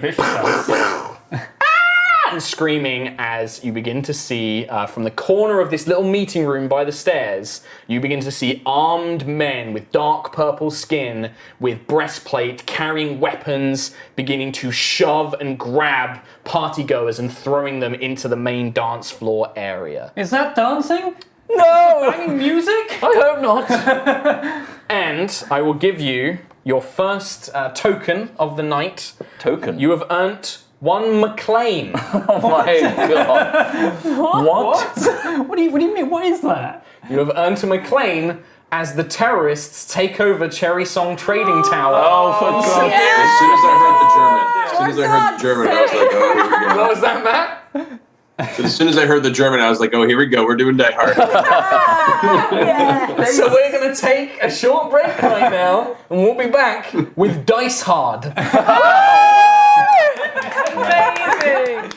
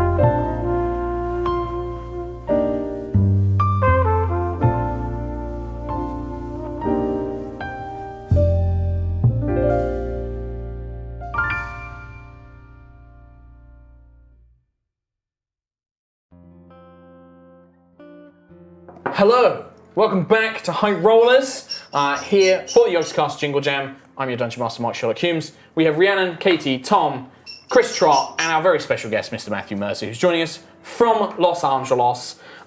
We've tried to fix a bunch of problems because we know there were some mic audio issues and stuff like that. We've done our best to fix them. Hopefully that's all good now. A quick reminder that this is all part of the Yogscast Jingle Jam, which is a big charity event throughout all of December. It's in partnership with Humble Bundle. Let's raise some amazing money for loads of awesome charities. Please go to Humble. Let's try and hit what's the current goal is 1,250,000, and we're at 195 at the moment. So that's $55,000 to go. Push it to the limit. Go to humblebundle.com/Yogscast. Link will be in Twitch chat. Buy the bundle. It's $750 worth of games over the month. One unlocks every day. Yeah. It goes to charity. The charities are all listed on there. It's a really good cause. Help us raise loads of money. Charity as well. So there's more than just the ones that appear in our sidebar there. Do. And if we reach that goal, I will give you another McLean. Which I will tell you what they now do. How do we spend the McLeans? So McLean. So this is a token. Any of you can redeem this as either a +10 bonus to an attack roll, skill check, or saving throw. +10. +10. One use only. Or, more funly, you can use it to add an item or terrain feature to the scene within reason. So as an example, when John McClane finds the sticky tape that he tapes the gun to his back, he would spend a McClane. When he finds the fire hose that helps him get away from the explosion on the roof, he'd be spending a McClane. Right, okay. However, to use them, you must say a Die Hard quote relevant to the context of the situation. Oh, God. This is going to be a problem because I've never seen Die Hard. Well, that's definitely going to be a problem. I haven't seen it. It's a Christmas movie. I know, but the fact that Mark keeps saying it to me, and maybe this Christmas will be the time that I watch Die Hard. Let's all have a Highrollers Die Hard Christmas. We talk about it every year. So that's yours as a team, so you can spend that whenever you see fit. So either a +10 bonus, or you can add an item or a terrain feature. And we jump back into the action as you're kind of nestled into this small kind of meeting room, the 23rd floor of the Cherry Song Trading Tower, as you see this armed group of purple-skinned, well-armored, well-armed warriors, men and women, bust in and they start grabbing partygoers from other rooms, grabbing servants and throwing them into where you know the dance area is, which is just out of sight. And coming from that room, you can hear this voice, which is being magically enhanced, just kind of, saying like, "Ladies and gentlemen, please, we are not going to harm you as long as you cooperate. You will not be harmed. We are merely here to take the Cherry Song Trading Company's various valuables, and then we'll be leaving." What do we do? Now it's a party. Is this how it normally goes? Not at all, no. This is a takeover, and I'm actually terrified that I'm going to wet myself in this fancy new suit. And it cost you so much as well. It cost me very little, but in the grand scheme of things, yes, I suppose it's worth something. Okay, well... Sentry needs her axe. I need my hammer. Yes. Now. Okay. Let's go get those things then. I don't know. You see Arvel and Glinda being kind of pulled out and taken along with the rest of the hostages as well. I'll get Evangeline too. For Arvel. Yeah, his you have to leave that there as well. Donnell, how are you in combat? I've seen a couple of scuffles here and there, but you stayed at the front, I stayed at the back, huh? I'm not going to stay at the front. I'm a one-armed bird. In a tuxedo. In a very nice tuxedo. Very nice tuxedo. That's where Ayla comes in, and Sentry. Those are very much the front people, and we're at the back doing the good stuff. So while you're having this conversation, you begin to hear a couple more of these guards are now beginning to search these further back rooms. Okay, there's a stairwell you said that we were at? There's a stairwell. I'm going to start moving towards the stairwell to go down to the 21st. Okay. That sounds like a stealth check, because to move unseen, to not alert these guards to your presence. That is 14. 14? Okay. So Ayla kind of darts across from the small meeting room. You have to kind of leap across a corridor, kind of like run across a corridor and get into this stairwell. Will my boots of striding and bounding help me? I mean, you can use them as they deem, but I don't believe you are leaping, so... He said leaping She launches across the room. I launch myself. Sure. But yeah, you kind of like quickly try and move. What about the rest of you? I'm going to follow on behind as fast as I can. So if anybody who wants to follow Ayla has to make a stealth check. Yes, please. Oh, we're stealthy. Yeah, because you can see these guards are beginning to kind of like search these other rooms, and if you make too much noise, or if they catch a glimpse of you, they're going to see you. I got 11. Did you roll with disadvantage? Is she wearing? She's not wearing. We're going to count Sentry's dress as her basic AC, because you got your shield in. I'm not going to make you guys lower your AC. You just don't have your weapons right now. I'll take 11. Okay. 10. 10. Dunel. Stealth. That's a 9. 9! 9! 9.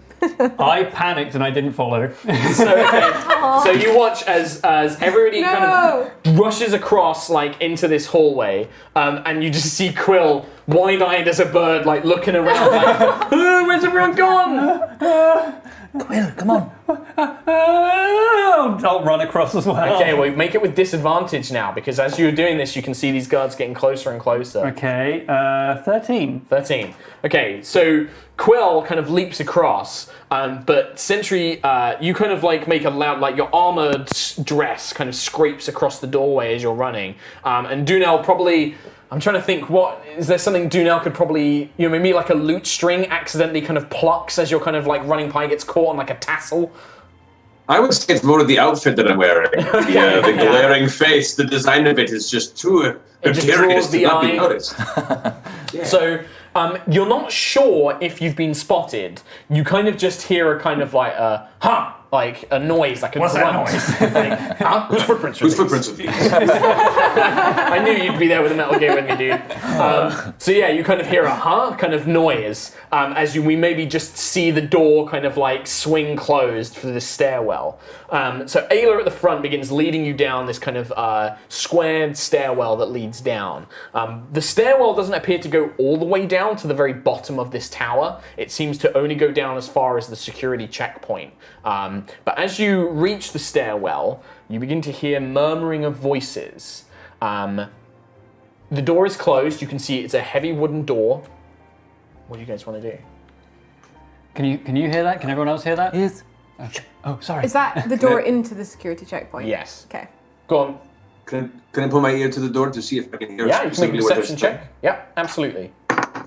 Oh, aye, that is a majestic 2. You put your I'm sorry, ears, I'm panicky. I've not been in this sort of circumstance before. lean Usually I'm in down. control. I don't know what's happening. place your round dwarven ear to the door, and that's when Quill is like, "So what are we doing?" It's like talking in your other ear, and you just Can you hear him? Can you hear them?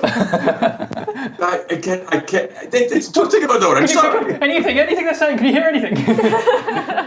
We all need to remain calm! So as Lucius says my that in a God. very loud kind of panicked scream, you hear what sounds like another door being opened on the other side and footsteps approaching the door you are currently at in the stairwell. Whose footsteps are those? And from this you hear a, Theodus, I think somebody's behind this door. Is the spell still active? Yeah. The arcane lock should keep that door closed. So whoever's behind there, we don't need to worry about him, all right? Look, I gotta get the security system. Just give me a second, okay? They're trying to break into the security system. I haven't. We need to dispel. Does anybody know dispel? Dispel? I forgot. I didn't take that class. You didn't take the class? What do you mean class? There's a few classes on dispelling, and I thought, who needs dispel when you can spell? You know what I mean? Well, before the session, I didn't ready it. Great. Why are we breaking the fourth wall now? I'm not. You are. Am I? Yes. Are there classes in the regular world? It's so strange. Anyway, Okay. to break your fourth wall breaking. So, I mean, you've not Arcane tried the lock. door yet. Yeah. I don't know. You guys can make an arcana. Anybody can make an arcana check to see if you know what that sort of spell does. absolutely do that. Do you know? I think this would be in your kind of repertoire. Ooh, 21. Okay. 16. 16. 8. 8. So both Quill and Dunel, you both know the arcane lock spell is used by wizards, abjuration wizards It's specifically. used by abjuration wizards. Don't. All right, calm it down, Birdman. I'm freaking out. You know that it basically locks things like doorways, windows, anything that can be closed, it shuts. It makes them harder to picklock, but they can still be opened by magical means or dispelled. It just makes them harder to break into, so breaking them down or picking the locks becomes harder. Okay. Well, Vala, why didn't you... Oh, no, she's looking after Nova. Why did she drink so much? I just kick the fuck out of the door. Sure, yeah. Yeah. Straight athletics check. So you just try and shoulder barge this door. Oh no! We're tipped from a 19, that's so annoying. So it's only a 9. It's a 9, man. It's almost like if you could think of something to say, the power I of don't John have it! Oh, maybe your team... Can I say the quote for her? Yeah, sure. Okay, let her kick the door in first. Yeah. So, Okay. All right, so you spend the McLean. Right, that will go. And you hear this kind of wood splintering smash as you kick the door off. And behind it, the guy who was behind it is also thrown backwards. Good, like, and he's thrown to the clear. And then... As he lands and turns his face around, I look at him and go, "Welcome to the party, pal." That's it. This guy gets it. Nice. Nice. So at that point, we're going to show the map. So Ayla, you step in, and then we'll have sort of everybody else kind of fill her in behind. Whoop. As you see the security checkpoint, Lucius, you stay there. So one guy is currently on the ground. Whoop. You can see that a door has been opened. Right. And there are 2 more of these kind of heavy, purple-looking fellows. If we got to move. Yes, just gently move it forward. Hello? Here it comes, dropping into frame so elegantly. And this way. Beautiful. That's it. You did it. There we go. So proud of you. So you can see the security checkpoint. There's a small fountain in the middle, and you can see there are these 3 of these armed, kind of brute thug-looking guys. But behind the security desk, where the dwarves were kind of checking you in to start with, you can see a dark-skinned wizard with spectacles, short kind of cropped hair, and he's fiddling with like crystals and runes and that sort of thing. Is he? It's just like, oh, damn, that god's down! And he's like, come on, deal with these guys! And that is going to be initiative. For everybody. Here we go. Let's get some initiative. Wow, I rolled like trash again. Woo! Natural 20, then between 23. Nice. Awesome. Oh, yeah. So, let's... Someone has to go first. I don't think it's going to be me or Ayla. I rolled a 2. I also rolled a 2. You did? I rolled a 2, Whoa. so I'm at 6. What did you get? Unnatural 20. So, Unnatural. just 20 total for Sentry Yes. Initiative. 20, Ayla, 6. Quill, 4. Dunal, 23. 23, Lucius, 17. 17, and then for me, for my bad guys. Bad guys. Bad guys. So we've got a 19 for Thedas, the wizard. Oh, and then a natural 20 for the mercenaries. Oh, high rolls today. High roll. We did it. We put the name. However, with such witty repertoire, it could only be Dunel's go first. True. Rock and roll. So how many mercenaries are in the chamber? So looking in just right in front of Sentry, there is a collapsed doorway under which one of these mercenaries is kind of pulling himself free, and then there are 2 more just behind him, one coming out of the armory door and then one in the corridor, and then at the very far end of the room you can see the wizard. So if you can see on the screen, the wizard is down here, and then there are 3 mercenaries. Yeah. These two guys are still standing up. Yes, and then one is This not. one's on the floor. And to confirm, the wizard is on their side, it seems. It does seem that way, yes. He seems to be ordering them around. I'm going to turn to the wizard, just glancing at his face, and be like, "Oh, hi! It's been a long time, my friend." And I'm going to definitely cast Charm Person towards him. Okay, Nice. so to do that, you'll just need to move into the room a little bit. So I'll move you up next to Ayla. So I've got a lovely dwarf miniature with a drum, because that's the only thing I had. So you move in and you gesture to him, and you cast Charm Person, right? So what's your spell save DC for me, Matthew Mercer? 13. Do I want to roll it? No, you don't. No, I don't. I'm going to counterspell it. Oh, okay. So he kind of looks over and sees you beginning to weave this kind of strands of magic and the words. He's like, no, none of that. And he snaps his fingers and you feel the magic kind of fade out of the air. And then he's like, hey, guys, the dwarf's a spellcaster, kill him. And he's like pointing towards you. To which I respond, hey, it's about time for me to get to the backside once more. I push the rest of the movement. Spend the rest of your movement going to the back of the line again. Yes, back out of the chamber. So you're currently in this little stairwell along with Quill and Lucius, basically. Welcome back. It's much safer here. You tried your best. So one of the mercenaries will get up, and because he can't really get away from Ayla, he will just pull out a small mace.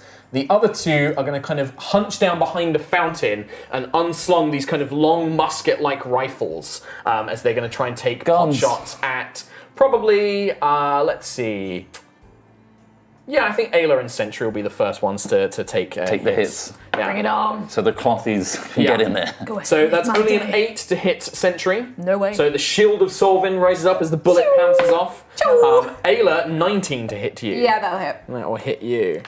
So this is a D10 plus 2. So that's going to be 3 whopping points of damage as this, you just managed to kind of raise your hand as this bullet kind of scrapes past. And then the one directly in front of you is going to try and use his mace to hit you as well for a 19. Yeah, that'll do it. Damn. Doing your job. That's going to be 8 points of damage as this mace kind of slams into your side, like knocking the wind out of you as you reel backwards. She's not happy now. She's angry. So, after them, Sentry. Hello. Hello. Hello. I haven't got my axe. No. I'm going to have to... So you can see the armory door is this one. Yeah. This open door here is into the armory. You're currently behind Ayla herself. But you can also use unarmed strikes. You should have unarmed strikes if you need to. Yeah, can I unarmed strike this guy? So you step in, yeah. Step in. Someone can move Sentry Give in him a for me. bash with my shield, and then can Over I there. continue moving into Yeah, the... if you want to. You will provoke an opportunity attack as you leave his space. That's so you can fine. kind of punch him as you run past, basically. So you sprint for the armory, throw a fist out, give me an attack roll using your unarmed strike attack bonus. Oh, it's a 2. That's probably not going to do it. Oh, bad rolls. It's like a feint. Oh no, yeah, that's not good. So you swing, but he kind of ducks it almost haphazardly by accident. As he's kind of swinging for Ayla, the fist swings over him. He's like, ah! And he swings to hit you as you run past. But that's only a 7 to hit you. Nope. So it just clangs the metal plates of the dress as you just sprint past into the armory. Once you're inside, because you would have had 5, 10, 15, 20, 25, 30. And you can see in this corner, you can see your axe has been hung up. Nice. So you can continue sprinting for that next turn. Awesome. After Sentry, the wizard at the very far end will turn around and he will return a bit of a favor. He kind of peers around. He's like, hey you, little dwarf guy. I suggest you beat up one of your friends here. And he will cast Suggestion on you. So wisdom saving throw. Oh no. Ooh, natural 18. Natural 18. Ooh, So you nice. kind of use it, you're an expert of charm and enchantment magic yourself. You just brush I this. have to note it's at a -1. 7. It's a 17. 17? 17 still. 17. That's still enough? Still a success. Still a success. Okay, good. Nice. So you managed to wave off this suggestion power as he's like, ah! No, they're my friends. They just bought me this nice outfit. I did spend Nicely enough money. said. Speaking of, Lucius. I'm going to walk in behind Ayla. Aelia? Ayla. Loom behind Ayla. And cast Armor of Agathis on myself. Okay, first level? First level. Okay. So you watch as around his beautiful outfit, this kind of icy armor kind of erupts all around I hope Lucius. it doesn't ruin the fabric. Or is it up both sides or just the moon side? Oh, Yeah. both Very- sides. Very My Want to Hero be very well Academia. protected. So you just surround yourself in ice. So that's your action. Yes. So that's you. Ayla. Okay, so I would know that my weapon is Yes, in here as well, yeah. because I saw them put it in. Yep. So I'm going to I'm gonna rage for one. So you watch as Ayla rages, you see lightning and storm cloud begin to coalesce around her forearms, around her neck, as these like coils of lightning begin arcing up and down her skin. And I'm gonna punch him in the face as I run past into the room. Are you going to punch him recklessly? Yeah. Yeah, you know what? Sure. Love it. 20 to hit? 20 hits. Okay, so it's just 5 damage, I think, for an unarmed strike, so it's but one plus you'll need to make a save for my so lightning. that is a 13. Ah, damn it! That is my DC. And it's a 1 anyway. point. One. Classic 1 point of damage. Little zap, so little 6 zap of points. lightning for So you. you kind of sucker punch him in the stomach. Ugh, he kind of lurches forward, and then you watch as this lightning kind of arcs all over his body as we get like it's like he's kind of dealing with the winded and the lightning overcoming his body. I can get to like there. Is that with your 40 feet? Oh wait. You have 40 feet yeah, movement, so 35. So actually I can get like right into So the yeah, corner. so you when I actually get my get your hand- hand on your hammer, and then as a Okay. bonus action you can. Oh no, bonus action was to rage. So yeah, next turn you so can pick up next your. time I can pick up my hammer. Yeah, pick up your hammer. Perfect. Quill. Okay, I'm going to throw a calm emotions into the mix again. Okay. And I can do it on that center guy, and it hits all the bad dudes. Okay, so and it's a wisdom saving throw? Yeah, charisma. No, charisma. Charisma saving yeah. throw against everybody. And what's the DC? 13. Okay, so guard 1, fail. Guard 2, fail. Yeah. Guard 3, natural 20. So that's a fail. And then the wizard, that is a, what was it, DC? 13? Yeah. 13. So is that a pass or a fail? It's a pass. Ah. But 2 of the guards suddenly go like, hey, why are we fighting? And they're like, oh, hey. And they kind of like, hey, you want to leave? We're not allowed. The boss said we can't. We're doing something. Oh, well. We're doing something. How about you just take a break? Just All go right, over there. man. Yeah, sounds good. Yeah, okay, see ya. Okay. And we go back up to the top with Dunel. All right, seeing the circumstance. These 2 have been calmed emotion-wise. The front 2. Okay, cool. All right. I think, given the circumstances and the frustrations of it, I'm going to go ahead and let's see. All right. So the mage, the mage over on that side, angrily telling me to go and hit my friends, makes me very unhappy. And I go, you know what? No, I'm not going to hit my friends, but you're going to go ahead and take a nap. How about that? I'm going to go ahead and cast sleep in the far corner where that mage is. Okay. Are you casting it at a high level or just at first? All right. So I'm going to try and keep it at the point where it's just focusing on that corner so it doesn't divide it amongst. You can easily target it so it would literally hit just him. Are you doing this at first level or higher? I'm going to cast it at second level. Okay. Woo. So you get the extra D8. This guy's asleep, yeah. I should 2d8. Oh, is it 2D8 now? Come on, sleep. 14, 17, Oh, damn. Come on. 20. Come on.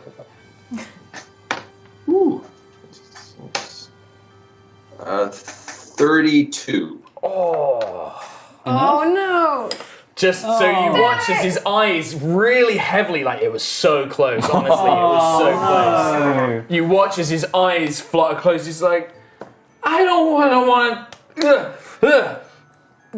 would you guys kill him already? And then he's just like, Vaz is gonna kill us! As he kind of like turns back to his business. But he kind of shakes his fist towards Dinell. 2 of the mercenaries will, as they're just like, hey guys, stop fighting. They're gonna move over to this, wall. They just kind of sit down, put their arm off there. Oh man, we're beat. And they're just like, you guys shouldn't be here. And they just kind of disregard you. The other one looks at them and it's like, what are you guys doing? And then he'll get his rifle and he'll take aim at Dunel now, after the orders of his boss, after the mage. And he will take a shot with his Thunderstone rifle. For a 12. Does that hit Dunel? That does not, with a 14. You leap out of the way as the bullet into the stone wall next to you. As you get this crack of thunder. I'm going to stay, I'm stood right behind him. And it hits you, no. So you kind of dodge to the side as the bullet impacts slightly behind you. And then we go to Sentry. Woo-hoo. Can I get my axe? Yes. Yay. So it takes you 5 feet of movement, Yep. and then you grab your axe. So 5, 10, 15, 20, 25, and then you can get there with about a 30-foot movement. Awesome.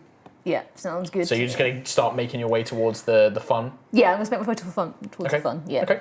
You could spend your, if you can't attack, you could always spend your action to dash if you wanted to. Get in his face. I could get right in his face. Yeah. In his face. Do you want to go up to the Can guard?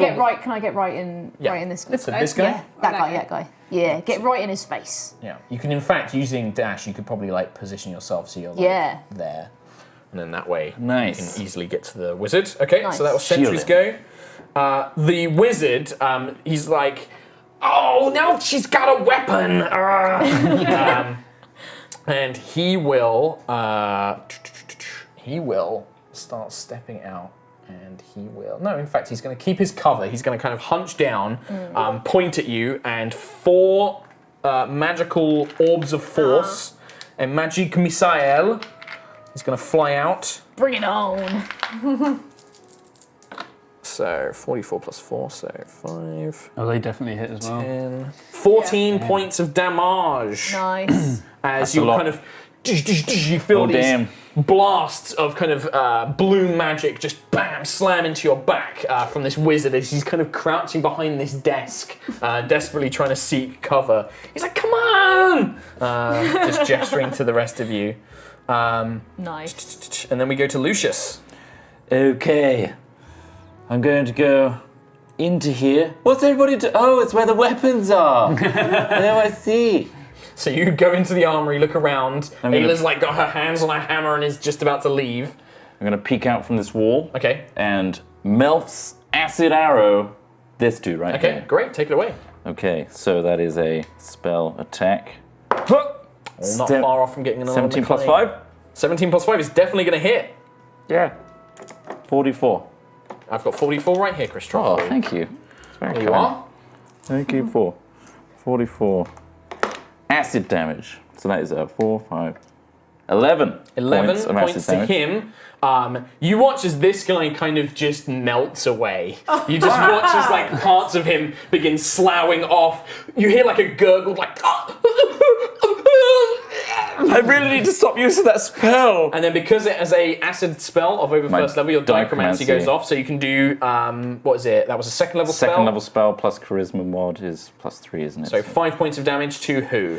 I'm going to do it to the wizard. To the wizard. So you kind of pull off from one of the orange gems of your new outfit, you pull off this kind of strand of magic and then throw it into this kind of dart shape that hits the wizard. He's like, and he's like patting his arm out. He's like, oh, there's 2 spellcasters. I don't want to do this. You've just killed my one guy. I'm so sorry. I'm trying to have a party. Ayla. Hi! Okay, I'm gonna grab my hammer as my bonus. Now, would Ayla know that those guys are coming or not care? So you're just She gonna wouldn't come out? know. This Okay. is the thing. Yeah. She wouldn't know She was in because the she room. wasn't in the room when that happened. So, yeah, she Ayla, probably you just going kinda, for the... No! This huge barbarian woman. I wouldn't have heard it. No, I love it. I love it. This guy looks up and he's like, hey. So give me an attack. Are you going reckless? No, just a regular attack. It's a natural one! No! Oh, no. So as you're swinging the hammer down, the guy just looks up at you and is like, what are you doing? And it's like, "Whoa!" And then you kind of pull the hammer back at the last minute and kind of having realised that this guy's under the effects of this worked in our favour. spell. That kind of worked, yeah. There you go. You still have a bonus action. Would you like to blast him with lightning? No, my bonus action was pick up my hammer. That was true. Yes, that was true. So you do that, you grab it, you run into the guy, miss. Quill. Okay, can I put a hand up and have it sort of glow, ready to do the guiding bolt, and aim it towards the wizard guy and say, look, your two guards, they're calmed. This one has been melted. Lucius, you melted him. It's a good idea if you just stand down now. Okay, so that's what you say, and then you're gonna ready an action? Guiding bolt if he doesn't listen. Comply. Okay. All right. So we go to Dunel at the very top of the round. So you've heard Quill kind of issue this ultimatum, and you can see the wizard kind of crouched down by the desk. But right now you're not quite sure what he's going to do. Right. Then I'm going to go ahead and hype man Quill, kind of dart out of the doorway and go like, Yeah, that's right, small boy. Duck down and be shy. Wait for what he's going to do, huh? And try and push his mockery across the chamber. No, wait, I'm trying to tell him to stop. Okay. Yeah, I think make an intimidation check at this point. Like, it's kind of like you're hyping up the, Yeah. All right. That is actually not too bad. That is 16 plus 4, 20. 20. Ooh. Bam. Okay, so you see this kind of flicker, like he's like looking at Quill, and you can see this kind of calculation going on in his head of like trying to weigh up the odds, and then you kind of say this to him, and he's like, and he kind of panics. And Quill, you see the moment of panic where it doesn't look like he's going to surrender. He begins casting a spell. You don't know what spell? Bam! Guiding bolt. Level 2 as well. Okay, sure. So hit me with your best shot. Hit me with your best shot. Fire away. So, fire away? Okay. Yeah. Fire away! Oh, look. Sorry. Look, Matt's the bard this time, Yeah, right? that's true. We've got to let Matt do the songs. Just 12. 12 to hit the wizard. Yeah. With his cover, the guiding bolt impacts on the desk in front of him as he kind of ducks down. It's okay, everyone has advantage on the desk now. So the guiding bolt kind of slams in, you hear these wood things. You watch as the wizard turns completely invisible. Yeah, but I mean, I destroy the desk. Yeah, you destroy the desk. You hear a kind of yelp as he vanishes, and you see the doors that lead to the magical platforms open. Right. And you hear some sort of scurrying sound. But you're not Quill, quite sure where. What? You just said I melted a man, but you just evaporated him out of existence. No, I hit the desk. I think he disappeared. He's out there somewhere. Oh, right. The two mercenaries are currently calmed emotions. I think that because their friend's been attacked, they do get another saving throw, though. Do they have saving Their throws on this? allies get attacked, I think they do. Um, Maybe you should put more time into reading your spells and making funny shirts of my face. We didn't make them, Nina did. Okay. This is all Nina's fault. If the target is attacked or harmed by a spell, or witnesses any of its friends, if he witnesses any of his friends being harmed, Like he being wasn't. melted. Oh yeah. Yeah, that's definitely harmful. And what was the DC 13? Yeah. Okay, well the first one still failed. The second one did get a natural 20. That's my bad. Oh. So the second one's like, bad. you hurt Jimmy! He's gonna go, 5. Ayla, you will get an attack of opportunity. Yay! As he comes, because he's like, you hurt Jimmy! And then he comes running after you, so give me an attack of opportunity. Only a 13. 13 against these guys is a miss, unfortunately. Damn it! So you swing the hammer as he This ducks dice under can it. go away now. This is not my friend. Would New he one. hit you on a 14, Lucius? Yes. Okay. Yeah. So you take 7 points of bludgeoning damage, but then Armor of Agathis would go off, right? 5 of that. Okay. He was the one that was slightly crushed by the door before, and the ice explodes out from your Armor of Agathis. I'm sorry! Oh my god! And then he falls down. I've killed 2 people! He asked for it. He wanted that. But I guess that guy didn't witness that. No, he didn't, because he was around the corner. So he's like, where'd Bob go? Sentry. Poor Jimmy. So I would say, if you want to see where the wizard's gone, Can I use Divine Sense? oh yeah, sure. Normally Yeah. you can detect, like, I would say, because normally it's used to detect things like fiends and things like that, and you get not necessarily that the wizard himself is a fiend, but something about him or something he's carrying is fiendish. Has like some sort of demonic influence, and you can sense that he's on one of these magical platforms, and you get the sense that he's by the control panel about to make it like go somewhere. Right. So you get the sense, and that's just off this way, basically. Cool. I'm going to follow him. Okay, so you go 5, 10, 15. You easily get, and you can basically, with the divine sense, I'll say you know exactly where he is. Cool. What would you like to do? Am I like right next to him? You think so, yeah. Cool. Can I Spin. Spin with the accent. Yeah, it's like, where are you? It's like Bart and Lisa. I'm going to keep doing this, and if Keep you get in kicking the my way... legs. Can I just like call out, where are you? What are you trying to do? And then just be like, where is he? You kind of hear like a...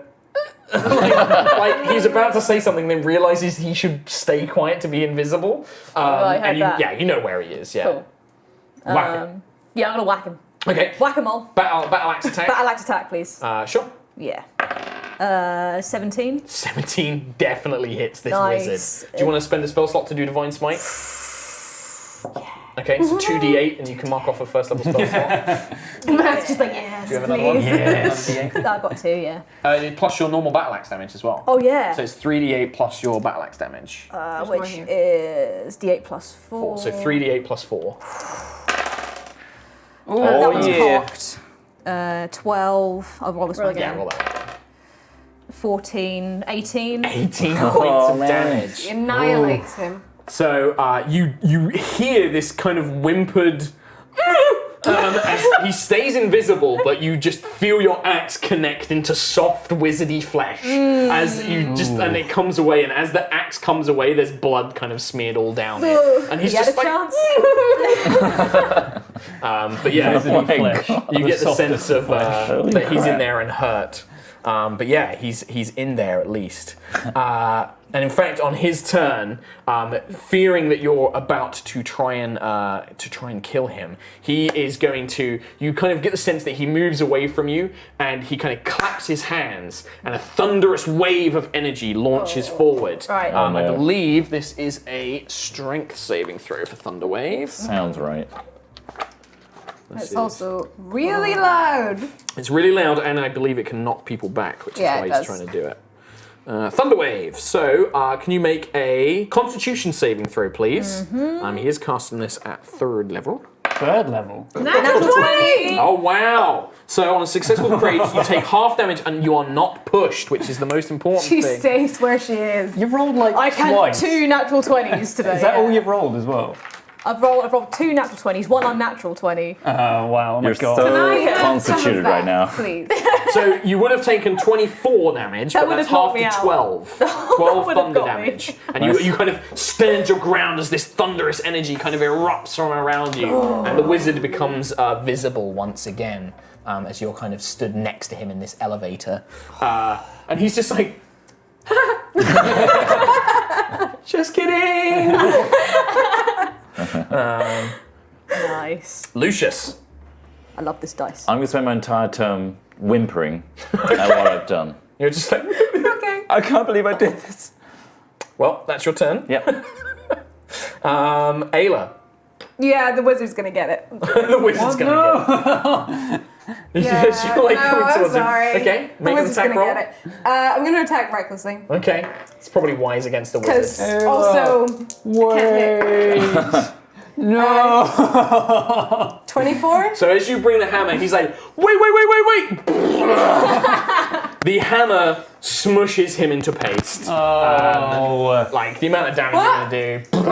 We wanted to know what they were doing! Bad shit! You watch as the hammer just comes away like a sticky mess. The Damn nice, it, I just cleaned this! Sentry's nice outfit, a little bit blood spattered, as this hammer just pulls away, as this body just collapses to the floor. We'll come out of A initiative little now. zap of lightning. Yeah, the guy did witness that. Passes. But he's like, yeah, I'm still really cool. Like, he is pretending that he is still under the influence. Okay. Seeing that this seems to be the only reason that he has survived. Hey you, what's your name? Ted? Ted. Yep. We're really sorry about what happened to Bob, Jimmy, and the wizard guy. Yep. What's your plan? What's happening here? I don't know much. I was like hired by this guy, this tiefling guy called Vance. He hired me. He has some sort of big plan. He said it was a big job that he needed mercenaries for. The wizard knew more than I do. He's got like this rock that you can speak into it, and Vance can speak to him. Oh. Like maybe I don't know. Wait. He also had some spell. He had some spell thing on him as well. Can I search the body? So Ayla rummages through the body. You find a couple of things. You find one regular healing potion. Yay! But you also find a stone engraved with kind of like the symbol of a mouth, like a speaking mouth. And then the other thing you find is a very kind of evil-looking demonic scroll. It almost looks like a ritual text. And as you're holding the stone, you hear a, Theodos, what is happening down there? Theodos? Can anybody imitate a voice extremely well? I can certainly try. Yes, do it. Go. So they hand you the stone, Dunal. I'll tell him, like, Yeah, everything's fine. We're just getting all these magical locks situated, and all's clear. Okay, give me a deception check. All right. Natural 15, actually, plus 7, so 22. 22. I wasn't going to have to actually check the insight on this, but I think I am on this one. So, you do this very convincing impression, kind of maybe ensorcelled with a little bit of magic to kind of, change the vocal tone and everything else. And to the rest of you, it sounds just like this wizard guy from the brief moment you've heard. But there is a long pause on the end of this stone. And then you hear a... I don't know who you are, but you are not Theodos. So, who are you, Mr. Mysterious Party Crasher? I then do a really, really good impression of Lucius. Okay. Try it. Dead sorry to have bothered this event, but just found ourselves wanting to find our way out of the party. Then I hand it back to Lucius. I don't know what I'm doing. That was amazing. Well, Thank Mr. you so Sky much. Elf, I don't know who you think you are, but you found yourself in quite a precarious little situation. I killed your men! I'm so sorry! I'm gonna take the stone from Lucius and just put it on the ground. I think we should just call it quits. Go get Arvel, maybe. Arvel, But it's probably Hello? Oh shoot! Hello? You just see this guy trying to talk. We need to know what they're doing. I'll pick up the stone. Okay. What's your name? Oh, it seems that How we you have doing? a little disadvantage. My name is Vans. Vans! Booby! Very good, I like it. Well, we're down here and we've just taken out a couple of your guards. Quite impressive, Mr. Party Crasher. We also found a wizard. He was tinkering quite a lot. What was he trying to do exactly? Well, his first job and most important one has already been accomplished. Tell me, Mr. Crasher, I'm assuming that you have some friends up here among the party. It would be an awful shame if something were to happen to them, wouldn't it? No, no. I don't know anyone up there. I mean, yes, it would be bad if someone I knew was up there, but they're not up there. As he's doing that, I'm just gonna go in here and pick up Evangeline. Okay. Arvel's crossbow. Arvel's crossbow, yeah. I'll roll with disadvantage for you. You don't have to, no. Okay, in that case, I rolled a 19. 19, okay. Plus, what deception did you say? Yeah. 21. 21. I don't think that this is the type of event where somebody who doesn't know anyone would be invited. I might not know who, but I'm sure if I start cutting throats, sooner or later, I will get to somebody that you do care about, Mr. Crasher. Now, stay down there, be good, little boy, and perhaps you might survive. And then you just hear it go quiet. Okay. Right. And Ayla still has this demonic-looking scroll. Anyone? Yeah. Can I do an arcane check to see what that does? Yeah, sure. Have a look. Oh, no. No. That is a scroll. Wow! Look at it. It's scroll-like. It's folded up. Well, I know exactly what that scroll is with my 20, unnatural 20. Yeah, okay, so you can tell that this is written in fiendish language, in Abyssal.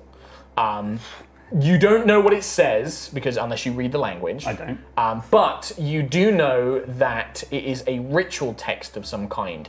It looks like this is the maybe not the instructions, but like the schematic for some sort of big ritual. Something that would require considerable amounts of magical power that would have an unusual effect. Like, this wouldn't just be like, oh, I'm going to cast a spell that any wizard can. This would do something very bizarre and strange. But what you do notice about the scroll is it doesn't appear to be the original copy. You think that this might have been like a transcription, like somebody's made a copy of it. Okay. Wait, was the wizard writing something when we came in, or? The wizard was, he was tinkering with the security systems, primarily something which is concerned with, so Dunel or anybody who speaks Dwarvish. I actually do speak Dwarvish. There you go. Yeah. Oh, okay. So he seems to have been playing with something on the 25th floor, which reads a Therium device. And I would know Ethereum from talking to Lucius. Yes, Ethereum is a metal which houses magical energy and can both enhance magical energy. And a lot of times it's used for powering things like airships. It could also be used to power particularly powerful magical effects. Things like the magical effects in this building could be powered by it, for example. Things like the teleportation circle the guards told you about on the roof could also be using it as well. I'll relay that information to Lucius and Quill. Mm-hmm. That is not good. Ethereum is very potent. No, I know. That As you guys are ship talking- that crashed, don't like it. Yes. Not a fan. The magical platform that the wizard was on goes up. Okay, we should probably Okay. leave.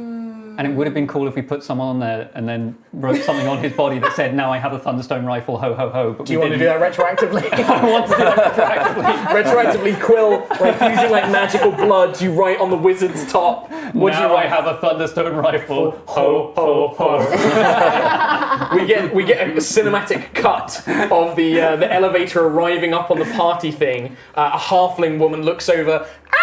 As we see the dead wizard's body, you see a purple tiefling with long curved horns in a sharp suit look over. A large, demonic-looking, almost like Minotaur-esque man with a big, heavy crossbow by his side looks over as well, and he just goes up and reads, "Now I have a Thunderstone rifle. Ho, ho." Go down there, Karlag. Retrieve the scroll. And this big guy's just like, "Yes, Vance," climbs into the elevator, and then we see it beginning to descend. So what would you guys like to do? Okay. There's more than one elevator. There is, but this one does not. There's only one which was on this floor. The other one was somewhere else. Right. Quill, you're so hard to read. Darnell? I would like to hide, preferably behind what remains of the desk that was destroyed by the accident earlier. And So you're just gonna make a wait to stealth see check? whatever's coming through. Sure. Yep. Can we see that coming back down already? Yeah, you can see like the little lights beginning to light up. Wait, what's your name? Ted? Guard? Ted? Uh-huh. Well, how about you go through there and you tell them that we're just not here? Okay. Does that sound like a good idea? Yep. Is that something you're going to do? He's lying. Is he lying? No. Because you know can what make an happens. insight. You can make an insight check. So do now make a stealth check for me. I did. It's a 16 plus 4, so 20. 20. Okay. 10. A natural 20. You're pretty sure this guy's pretty terrified, but you're not sure how much that will hold up if he's threatened by the other people. You know what'll happen though if you're lying to us, because I will find you, Yep. and I'll just hold the warhammer, a little bit of Yep. lightning crackles smashed his around head. it. Yep. Yep. Cool. Okay. Good to know. And he then just looks at the elevator. I'm just gonna walk back through. Round So you're gonna hide into- in the armory. into here. Okay. Quill and Sentry. I'm going to hide in the other room. So you go into what appears to be like some sort of guard barracks. Yeah. Yeah, put on the other side. I'll go in with Ayla and Lucius, and I'll like look around with the rifle. Like, I don't know why I told them I have this. I can't use it. I've only got one hand. Okay, so as you guys close the doors, I need all of the rest of you, apart from Dunel, to make stealth checks. Okay. Ooh. 12. Oh. 23. 19. Nice. Finally a good one. 14. 14. So what was yours, 12. Sentry? 12. You're the lowest. So. Oh my god. That's a big guy. So appearing out of the elevator, you see this large, bolstering form, like curved looks like demonic the Beast horns. From Beauty and the Beast. The miniature Honestly, is somewhat representative, all right? But you see this large, like man with these curved horns, long blonde hair, carrying a modified crossbow, kind of steps in. And he's flanked by two other guards. Dunel, you see this towering giant of a man, looks over the desk, doesn't notice you as you're pressed up against the side, like looks around, goes over to Ted. "You, where are they?" And he just looks up. He's like, "Craig, I don't know. They ran upstairs somewhere when they saw the elevator coming." "Why are you alive?" "They let me go." And just Ted! This giant crossbow bolt just splays out of his head, and then he's like, turns around. He's like, "You two, go up, find them." And then he begins making his way to the stairwell as these guys leave. And then he begins stomping his way upstairs. We need to get out of here. The elevator platform, leaving nothing in the shaft, like just an empty shaft leading up. I'm not a big fan of lowland parties. Let's just get Arvel and go. Okay, right. Well, we need to go up into the main room. Arvel's up there with everyone else. The big guy's just gone upstairs. Oh, hang on. I've got this card. It was a gift. I can use this spyglass card, and I will name. So I saw the room they were gathering all the hostages in. Mm-hmm. So I'll name that room, and I can create an invisible orb that allows me to look through it. Using your new Conjurer card. Oh. So you hold the card up. CCTV. It hovers in the air for a second, flashes, and yeah, you see this kind of spectral spyglass shimmer, and then your vision suddenly changes. And you can now see, kind of like a security camera in Rainbow Six, kind of scanning around, black eye camera. You can see the hostage room, and you can see like they're all huddled together, and Arvel is like holding Glinda, this other dwarven woman, like quite closely, and like is obviously whispering something in her ear. And you can see that there are about another 10, 12 of these guards, plus this purple-skinned tiefling who's speaking into one of the stones. Now with the spyglass, you can actually hear sound as well. As though I was scrying, yeah. So you overhear him, like, on the thing. He's like, Karlag, stop trying to find these people. Lock them downstairs, shut the doors and bar them. Prevent them getting upstairs. We can't have them reaching the Ethereum device. I don't want them disrupting the ritual. Yes. All right, do that and then meet me on the roof. It's time to begin. Okay, whatever they were planning, they're locking us down here, so we can't interrupt their plan, but they're beginning, whatever it is. Does that help? No. What? Where? They're all upstairs where they were gathering all the hostage. The Vans, what's his name, Vans? Yes. Vans. He's upstairs with all the hostages. They're about to start the plan. They're going to lock us downstairs so we can't interrupt it. So we should go Is Arvel up there? Arvel's up there, yeah. He's cuddling up to the woman he met. You can still flick back to the sensor. It lasts for an hour, so you can just choose to look at it as an action. Yep, he's still hugging her. So you can see, well, when you flick in, you can see that now the guards are beginning to pick the hostages up and gesture them into the stairwell, and it seems to be leading them upstairs. Oh, they're moving the hostages. They're moving the hostages upstairs. No, we need to go. We need to go up. But Okay. What's upstairs? What's upstairs from where we were? That would be the Ethereum device room and then the roof. Okay. Ethereum is bad. Well, what are they doing with all the hostages up there? Dunno. Well, we need to stop it if they're going to. Whatever it is, it's Maybe somehow connected to that demonic scroll that you had that you can understand. They might be sacrificing them or something. We should really just interrupt this. Yeah. Dunel, did you have something? I was going to say, as far as I understand, we have the elevator, which is inaccessible because the guards took it up, and we have the stairway that we came in through, which currently has the big scary guy. Yeah. But the elevators, magic elevators, the platforms have lifted up. So imagine kind of like World of Warcraft, like you get these like metal kind of like barriers that kind of ascend that you stand on. But the shaft itself is still open, and you can see the doorways as it goes up. What? Interesting. All right. I have an idea. Does anybody have any rope? Any rope? Right. I think. Yes. I didn't carry it with this outfit. I'm sure that one of you will have something that substitutes as rope. If not, the armory would probably. Yeah, have I guess some. everyone's equipment is in this room. Yeah. Yeah, the armory would have And some. looking at between Sentry and Isla, sizing them out, which seems to be the most physically capable? I imagine that would be Isla. I think they're quite literally We're as literally equally the same. strong as each other. So either one would be a good fit. Alrighty, but Isla seems to have a more aggressive demeanor, which I think could be useful. I like this I guy. will, He knows. He knows. I'm going to go ahead and take out my DOS loot. Yes. And use my charge for the fly spell. Yep. To go ahead and cast it on Isla. Wow. Okay. Okay. So you suddenly feel yourself become weightless, and you have this innate ability to fly. You know how to make yourself fly. You can zoom around 60 feet as what This you is need weird. to do. Really weird, but kind of awesome. Okay, so rope. I'm guessing you want me to go and pull you guys up? That's what I'm thinking. Maybe if you can go ahead and manage to get the next doorway up open and help us get back up in time, you'll be the point person for. Sure. I'll do that. I'll go up So to the shaft and are you going to start go? Where are you going to go? To the Ethereum floor or the roof? Which one? Which one are we going to go to? Ethereum floor. I feel like that's where the bad things are. Quill, you heard. So yeah, you heard that they're taking the hostages to the Ethereum room. Yeah. But Vans, this leader, seems to be going to the roof. Where would you like to go? Where would you suggest that we go? Well, it's up to me. My concern is... You know Ethereum more than I do. Is it more could split important the to see party. that? No. No. What? No. Amazing idea. My concern is if we start tinkering with the Ethereum, that's going to really annoy Vance, and he's going to start assassinating hostages or something. Do something we reckless. need to kill him, right? So let's. We don't have to kill anybody. I've killed 2 people already. I mean, I feel like he should die. Why? You can't have a sequel to Dice Hard if he doesn't die. So. He's got to die. Right, it's predetermined. So we either stop him on the roof, or we go to try and rescue the hostages. What's on the roof? The teleportation chamber thing. Teleportation circle. It seems to be where he was headed, but he's sending the hostages to the floor below it, to this Ethereum device. We should get Arvel. I'm not actually sure we'll be able to get to the roof. If the lift is on that floor, we won't be able to get past that. So it goes all the way up to the roof. But it would be blocking. No. No? It's like a little shelter.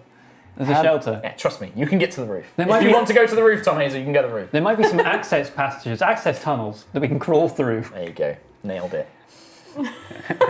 Let's assume the worst and that they're bringing all the hostages to one place to use them as an energy source to do something terribly bad. So if we tamper with this device so it doesn't work, I don't know. Let's do that. I just pissed myself. Right There now? it goes. I should have Why you gone. bought the spare? Is that why you buy spare outfits? Just in case. Yes, in case the worst happens. Did you have something to add, Dunel? I was just saying, if perhaps if they're putting all the people somewhere, perhaps there has something to do with this device and this rituals thing. Maybe if it seems demonic in presence, maybe there's a sacrifice required, and they're planning to do this anyway. I'm going Maybe at least. there. Ethereum chamber. Okay. Right? Yes. Let's go there. Let's do it. Okay. Make the That's choice. good. I'll go up and then tie the. Okay. Find somewhere to tie the rope. Okay, so leaving Lucius in a puddle of piss, you fly up the elevator shaft thanks to the DOS loot. You fly up, you count the floors, and you reach the 24th. And you have to kind of stand in this kind of partial doorway, and with your arms, you flex as you pull apart these kind of stone doors into their recesses. Use the hammer to hold it open, and then you tie the rope and dangle it down for the rest. Everybody else will need to make athletics checks to climb it. Can I assist in any way by like trying Sure. to pull them up Sure. or anything? Yep, which will give them advantage. Okay. Excellent. So you got advantage. Have I got Roll this twice. advantage? It's only climbing a rope. No, you'd be rolling normal. Okay. You just roll once. 15's enough, so Yep. Sentry climbs up. Roll again. You got advantage. Would I? He doesn't, no. No, He's I got don't. one I've only arm. got one arm. You could fly down and get Quill last. You could Could just I fly down carry and carry him up, yeah. Okay, I'll carry him. Weed. Wee! 8. 8. Dunel, athletics.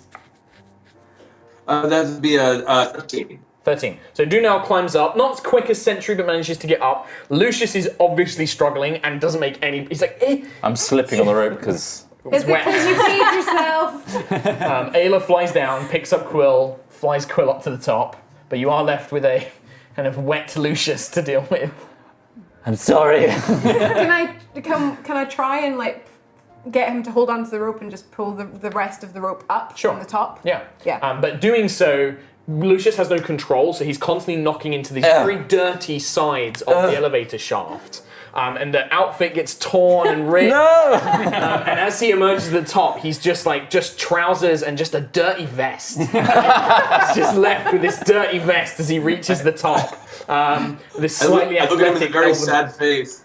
And, just attempted prestidigitation, and I'm like, this is a lost cause, my friend. I'm really sorry. Yeah, you manage to add some streaks of white. You bring like a little bit of whiteness back to the vest, but he's just left there like that. And if you guys reach the Aetherium, if you guys can take your miniatures off. Yes. There you go. Okay, another map. A whole new floor.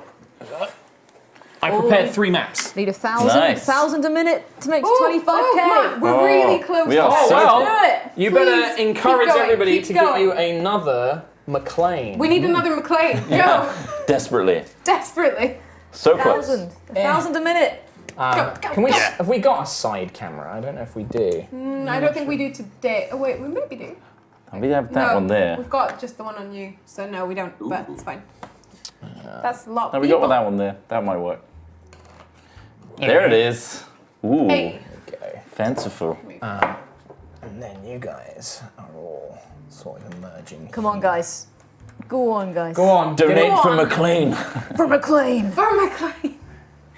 Yes. So, We're really close. Keep going. as you reach the top, What was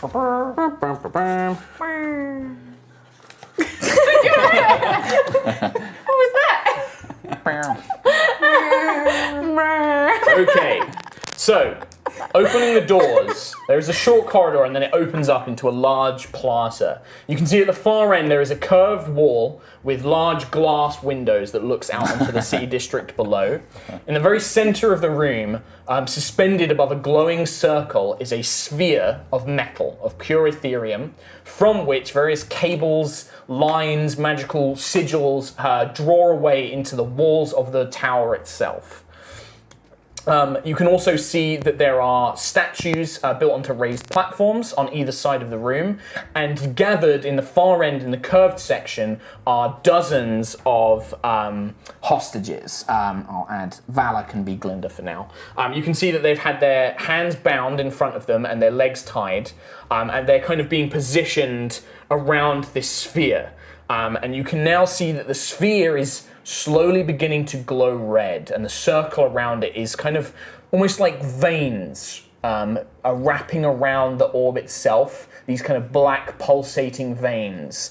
And you can almost feel that there's something in the air being drawn away as you emerge from the top. And you can see the big blonde demonic figure on one of these stones. Are you in position, Vons? We're beginning the ritual now. The portal gate should be getting enough power to connect it to Avernus. And then you hear a kind of like, very good, Karlag. Make sure that you are out of there before the Ethereum sphere reaches full corruption. And then you watch as it begins to coalesce, as this red mist begins to drain the life out of everybody in the room. Wow. So, let's roll some initiative. Oh no. Oh, I'm laughing. Natural 20. I wasted it on this. Yeah. That's how natural 20s work. You can waste them. Sentry. 13. Ayla. 24. Quill. 5. Dunal. 14. 14. Lucius. 18. Let's roll for Karlag the Undying. Oh, good. He's got that. His name. He doesn't die. Yeah. Have you not seen? Carl doesn't die in Die Hard. That's true. Wait. Yes, he does. Not until the very end, does he? Spoilers. I haven't seen it, Tom. God. Yes. If anybody hasn't seen Die Hard, spoilers.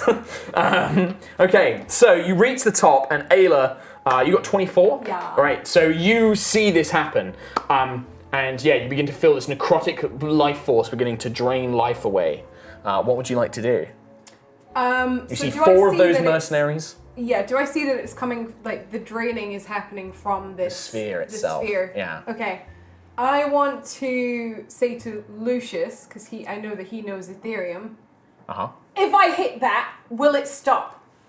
Can I roll an intelligence check? Your family worked with Ethereum for years. No, so you probably think that if you could hit it hard enough to destroy it, yes. But Ethereum is very, very tough. It's resistant to non-magical weapons, and judging by how it's charged with energy, anybody who hits it will probably get a backlash of energy back. You need to be a bit more precise with how you disable it. It would probably require Arcana checks to be able to slowly disable the device itself. Don't hit it, you'll get hurt. Hit the big guy. Got it. And Yes. I'm going to rage again. The lightning crackles up and down your arms once more. And I'm going to hit the big guy. Bam. So as you kind of charge in, this guy turns around. This big ugly face with blonde hair kind of framing it.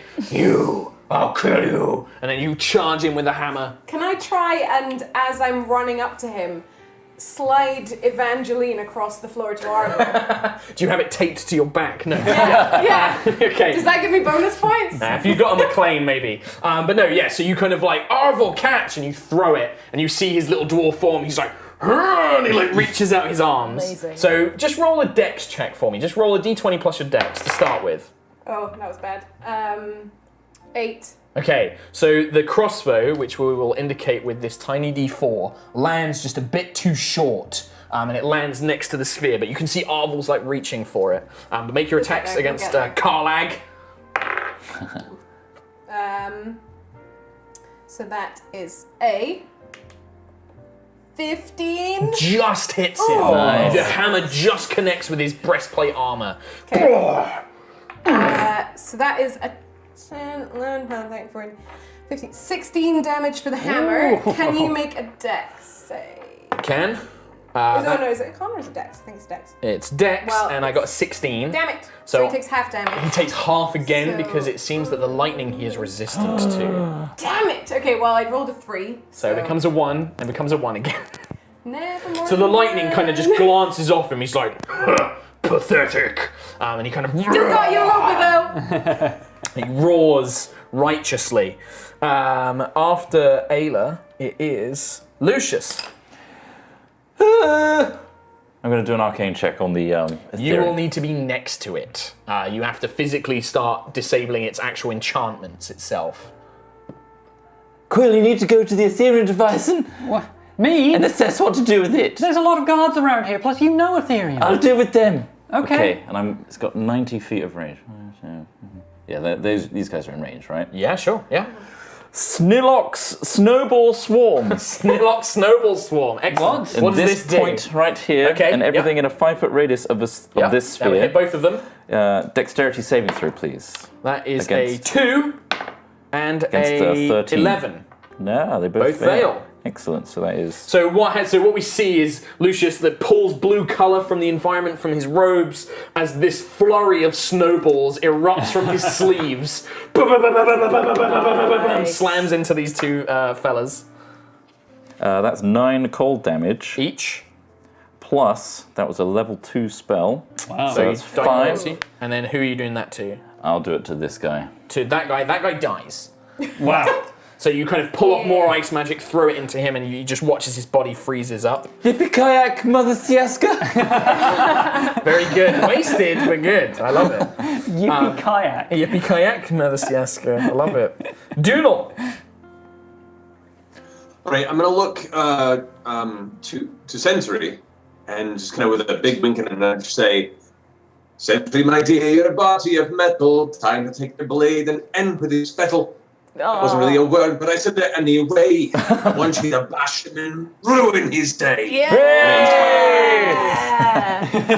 Very good. Amazing. Beautiful. So, so Doodle, so that's Bardic Inspiration. Correct. So you get to D6. Sentry, and I'm going to Sentry looking like she's close to batter up. What was that, sorry? Is it Sentry looking like she's about time to batter up and go? Ready to go. In terms of initiative, yes, she goes straight after you.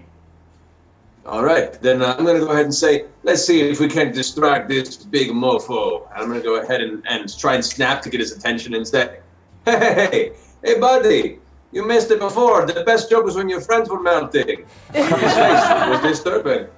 Yeah, I'm going to cast Tasha's Hideous Laughter at him. Nice. Okay, what's that, wisdom saving throw? It's a DC 13 Wisdom. A 5. Nice. And he just starts cackling with laughter. And that means he basically gets no action on his go, right? Like he's no action. Yep, okay. Wow. Sentry is up next. Here we go. Okay. So who are you going after? I'm going to go after the big guy. Okay. Yes, please. Karlak the Undying. And I would like to, with my inspiration, use my Forge Guardian of Flame Lance. Oh, okay. And Oh my god.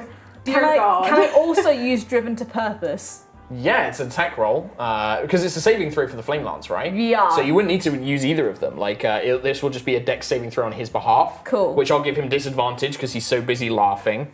Cool. So you watch as Sentry runs up, stands in front of this guy, and Dunil Matt, for your purpose, she brings up her kind of axe hand, and from the wrist section, these kind of metal plates slide aside, and a wand emerges in kind of like this long, sleek bracer, and from it, a beam of red fire just erupts forward in this long line, striking not just the big demonic guy, but the Aetherium sphere behind it as well, as this beam just... So I rolled with disadvantage. He got a 7 on his dexterity saving throw. is that? So he takes full damage. Nice. 3d10. 3d10. Nice. Oh, one's on the floor. Take this one. Cool. So that's 13 so far. 16. 16 points of damage. So you watch as that's going On to be both, right? But I get a d6. Do I get a d6 as well? That's only to attack rolls. So you don't Okay. add it to damage rolls. Okay. But you watch as he's scarred and still kind of laughing as this beam just like burns through part of his body and he's like just cackling. The Aetherium sphere, you watch as Sentry's beam hits it and you begin to see these kind of sparks of necrotic energy as part of it begins melting and drooping from the heat of it. Still intact, but clearly damaged. He does get to make a wisdom saving throw with advantage against my spell, though, because of the damage. Well, with advantage, that is a 15. Okay, so he does get it. Okay. So he's like, okay. So that was your action, Sentry. Your move. Anything as a bonus action? No, I'm good. Nope. I Okay. think I'm good. So the mercenaries will turn around. Oh. Yeah, I know. It's nice. So the mercenaries begin taking positions, and they're going to fire shots. We'll fire at the 3 casters. So 1 for Quill, 1 for Lucius, 1 for Dunal. Okay. So Quill 9 to hit. Nope. Oh, so yeah, it's only 1 attack. Lucius a 8 to hit. No. God, I cannot roll today. Good. And then Dunal a natural 1. So these guys in a panic are just like they're kind of classic action movie thugs, right? Like lots of noise, nothing actually hits the heroes as you guys duck for cover and dodge out of the way. Nice. But then Karlach the Undying, he turns around and he's going to make an attack roll with his giant, and you can see this giant crossbow has like a drum mag of bolts, and he's going to fire once at Ayla and once at Sentry. So let's see. So Sentry, that is an 18 to hit. Oh, yeah, wait. Ayla, that's a 19 to hit. Yeah, that'll hit. Okay, this looks like it's going to be pretty painful. Oh, cool. Will I take half damage? You will, yeah, from this one. So that's going to be 11, 15 points of damage. As you're slammed in the chest by these huge bolts. I'm out. You're unconscious? I'm down. So Sentry falls to the floor unconscious. Oh shit. And then you watch, he's going to spend his 1 legendary action, which he gets for the whole combat. He kind of cocks the bottom of the giant crossbow, and you can see that kind of built into the drum mag, he fires it up into the air. This little alchemical grenade lands and hits Lucius. Oh my god. Can you guys make dexterity saving throws, please? Yes. Ooh. Okay. Are we doing injury 21. table?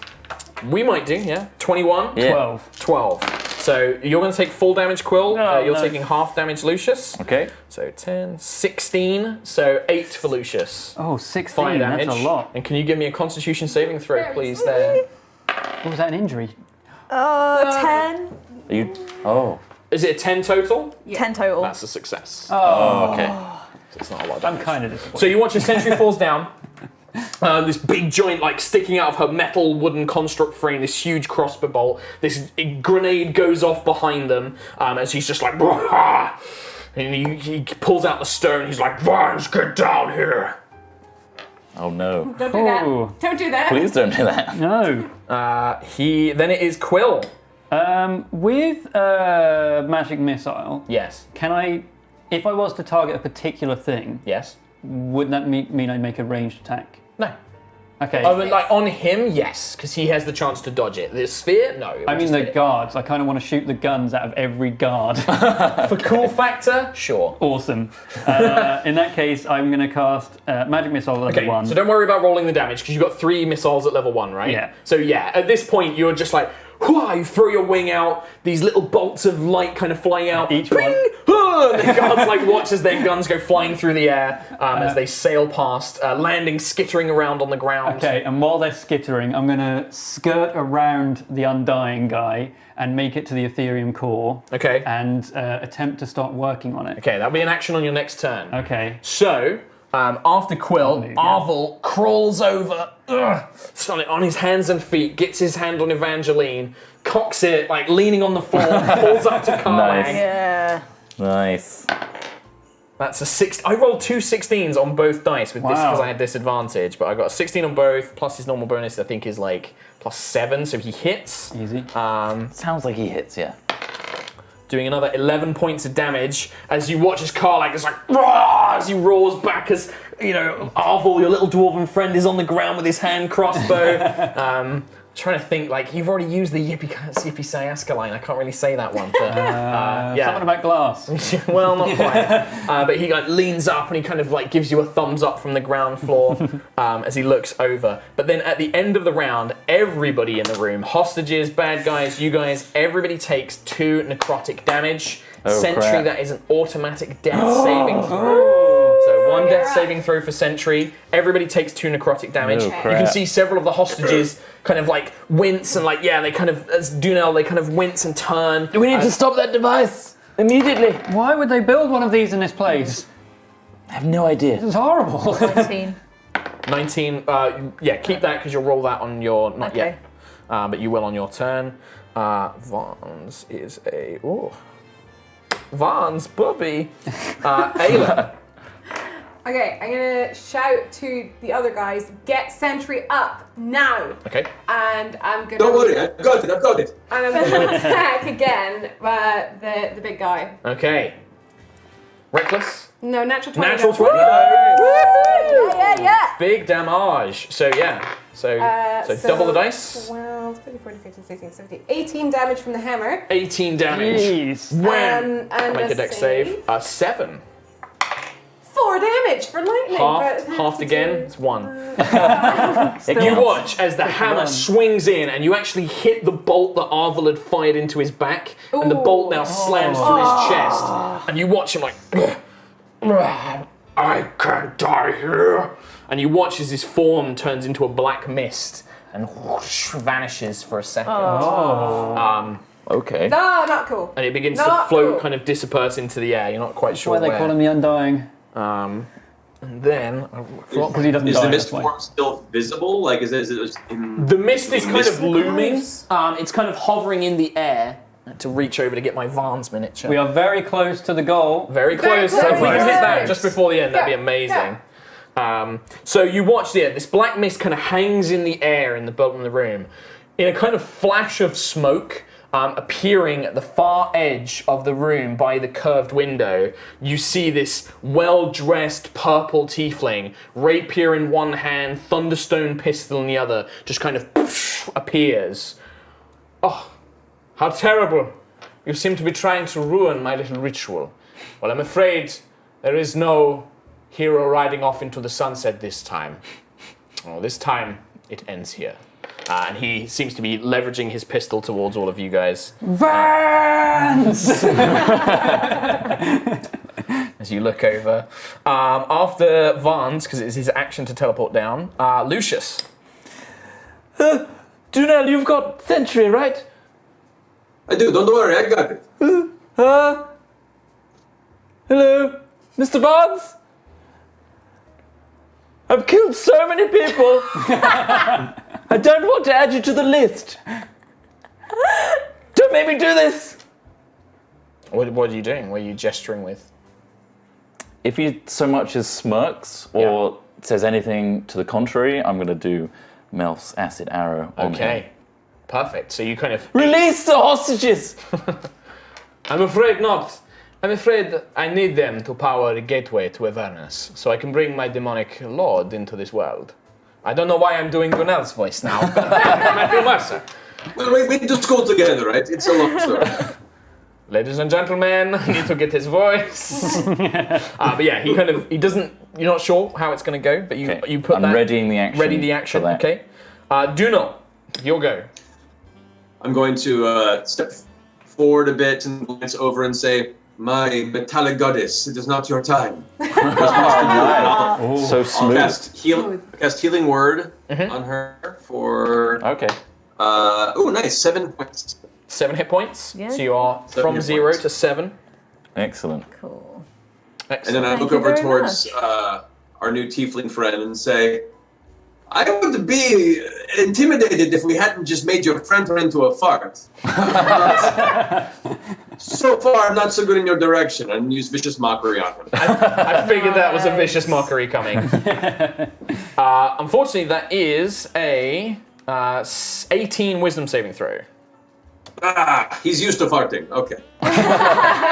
Nice. It's just like, the little joker. God, I'm stuck in that voice now. He needs to be like Hans Gruber. The little joker dwarf. I'm afraid that Karlach will be returning to us shortly. And he gestures, and you can see the mist is already beginning to kind of descend and begin to coalesce. Oh no. Sentry, you are conscious. Cool. Half movement to stand up. Yep. I'm gonna cast Lay on Hands on myself. So you can do lay on hands on Lay yourself. on Hands on myself, full 20, please. 20 points. So you watch as kind of like a transformer, the kind of energy level is restored in the little gemstones in your eyes. Like prouder and like You get a little bit of the taller. touch, kind of like, you got the touch! Excellent. As it roars, "Arise, Sentry." Amazing. The silver goddess. Yeah, as you rise up, but that is your action. Yeah. You've still got 15 feet of movement if you'd like to move somewhere. Ooh. I'd like to move on to one of the statue So, pillars, 5, 10. please. Oh yeah. Oh, Can I so the stand on one of statue. those? Yeah, you can get as close to, yeah. And then you can begin making your way up. Awesome. For sure. Dankeschön. Dankeschön.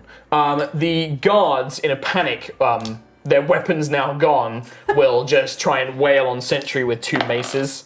But neither of them can get through your defenses with your shield. You're like raising it up. One of them will rush towards Dunal with a mace as well.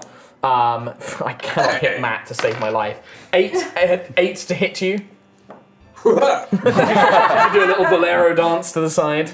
And then Karlag the Undying. Oh, he comes back. Of course he comes back. The mist coalesces and reforms. "As long as my master lives, I will not die." Thank you for the exposition. Is this You your are master? welcome. And he will take a shot at Quill, who's near the sphere. Oh no. Oh no. That is a 16 to hit. Oh no. How Yeah, much damage? Hits. Yeah. A lot. Oh. 17. Oh, I'm down. 21. Wait, what's the rules on just upright? No, it's fine. You're Okay. not. Yeah, you're fine. So you watch as he fires another one of these bolts. Quill is dropped. Yeah. Bleeding to the floor. Oh. Bam. Nice. Quill. That's an Death injury saving check, throw. isn't it? That as well, please. Constitution saving throw. Are we slightly higher 11 DC? plus. Wait, it's fine. Yeah, higher it's DC. fine. Okay. And my death save, 4. That's so that's one. one failure. One Shit. failure. You got to do something quick if you want to get through this alive. Ayla. Oh yeah. The necrotic. Oh yes. Sorry. At the end, Arvel will break some of his bonds. He will turn around and fire a bolt at Vance. Nice. Misses, unfortunately. And then at the very end of the round, everybody is going to take 1 necrotic damage, but it's enough for a death saving throw, Quill. It Yep. is. You don't make the save, it's just, Yep, it's 1 down. Ayla. I'm going to go over to Quill and put a healing potion in his Okay. face. Healing potion. Yep. Quill, you get 7, 8, 9 hit points back. Damn. 9. Down the beak. Down the beak. Oh yeah, you prepared your action, didn't you? Yes, if he does. If he does anything. It's his go next, and yeah, he does look like he's going to do something, so give me with a Mel's acid arrow. Hiya! 16. 16 will just hit him. Oh yeah, boy. Okay. He's been Well, Mel. You got enough? 4d4, please. Thank you. There you go. Don't forget it does damage on the round afterwards as well. I mean, you melted the first guy, but 9 points of acid damage plus. That's a level 2. 5. Yep, so you do 5 to him as well? Him as well. So you watch as this acid splashes all over Vans and he kind of raises his hand up and it kind of gets on his face and he staggers back a bit. I warned you! At his thing. He's like, and you can now see he's kind of pressed up against like this curved wall of looking out to the city. And he's like pressed up against it, but he's like, like holding his face, desperately looking around for who shot him. And he'll take a shot. I think he would have been aiming at, I'm trying to think who was in his way. Probably Ayla, actually. That is a 26 to hit you, That Ayla. might hit. Yeah. Maybe. And you are not next to any of his allies, though, so he doesn't get sneak attack. So that's a 13 points of damage, halved to 6. So as this bullet slams into your shoulder, you will not ruin my plans. I beg to This is mine. differ. After his go, Lucius, it's your go again. I'm going to go up to Your this vest. device. Yep. Sorry, Quill. Okay, can I do something? Yes. Understanding the way this works. Yes. Can I cast absorb elements on myself for lightning and hit it? Sure. So that it triggers the lightning, I absorb the elements, and then that goes back into it. Sure, yeah, okay. So remember, you only get resistance. Yes. And just for the sake of me, are you trying to hit this with like a spell, or are you trying to just like punch it? Considering my action is absorb elements. Yeah, but I'd so- say part of this is like you're like either smashing, because your reaction is absorb elements. Yeah. Can I cantrip like a Sure. lightning lure on it? Sure, yeah. Just make an attack roll for me. Okay. Just using a spell attack. Natural 20! Natural 20. Okay, so you watch as Lucius goes up and you kind of charge your fists with Vans! Vans! And you slam your fists into it and you watch as it does erupt with lightning energy. It seems to have stored up all this lightning energy into it. That's going to be numbers. 17. So you'd normally be 17, but you half that, so you would take 13, no, sorry. 8. 8. And then you reflect that back into it as well, as you kind of channel the energy back into it, and you watch as the Ethereum orb vibrates. I don't know what I'm doing! This is a bad idea! The orb just hits the ground and just goes dull black, and suddenly this necrotic energy is no longer like something, and you're like left smouldering. My hair is just... And you hear just Vaughn's like, no! As he like raises the pistol towards you, slow-mo. Lucius, after Lucius, we go to Dunal. All right. So the winged one is apparently at least unconscious. At this point, the device is down, null and void. Let's make this interesting. Okay. Oh. Let's see. I will go ahead and use my action to use my Dosloot to cast invisibility. Okay. On Sentry. Okay. Uh-oh. And just as I finish like plucking the loot real fast, like yeah. as your image vanishes, I say, "Hey, lovely, why don't you go give them a surprise?" Huh? Oh, nice. Oh, with pleasure. Okay. Yeah. Sentry. Fantastic. What would you like to do? I would like to move. So what? 30. Can I get as close to the big dude, or as close to Do you this want to go guy? to Vans? Oh, Vans, yeah. Yeah. So you can get 30 to there, but then you could dash 5, 10. You could get on him. Let's do that. Yeah. Do you want to? What are you trying to do? Do you just want to get in his face, or do you want to try and like shove him? What do you want to try and do? I want to get in his face and then thunderous smite him on my next turn. Okay, sure. You know what? Because we're near the end, why don't you make that thunderous smite attack right now? Yeah. It's We'll say that you got some sort of magical haste from the Ethereum sphere. Cool. Free action. It's for really charity. close. Oh, 6,000. Less than 6,000. Very, very close. Don't forget, now you can use your Driven to Purpose and your Bardic Inspiration. Oh, yes. So roll the d20. Use all the things. Plus the d6. Plus 2d6. Plus D6. Easily a hit. Nice. Okay, and then I'll make a strength saving throw for Vans. Natural 1, genuinely. Oh, no natural way. 1, genuinely. Yeah. Don't worry about the damage, because you watch as this invisible sentry, you don't see anything until she's right in front of him. He's kind of startled, and his face goes wide with horror as she slams her shield into the front of him, and this thunderous energy erupts, blowing him backwards through the glass. Yes! You watch as he's just like, no! Genuine shock on his face. Genuine shock, like, It's like you did it before he knew it was going to happen. As soon as you hear this kind of, well, you don't really hear a thump, but his body, Sentry, you're looking out of this broken window as you look down on him. Anything to say? Pressure. I don't know. You don't have to say anything. I don't know a quote. Can anyone give me a hint? I come up from behind and tap her on the shoulder and say, 9 million tiefling terrorists in the world, and you had to kill the one with lesser hit points than my sister. Happy trails, Vans. As he slams into the ground, as he dies, you watch as Karlag the Undying turns into mist. No! Nice. And dissipates. And with the Ethereum device down, you can very easily overpower the remaining bad guys. You free the hostages.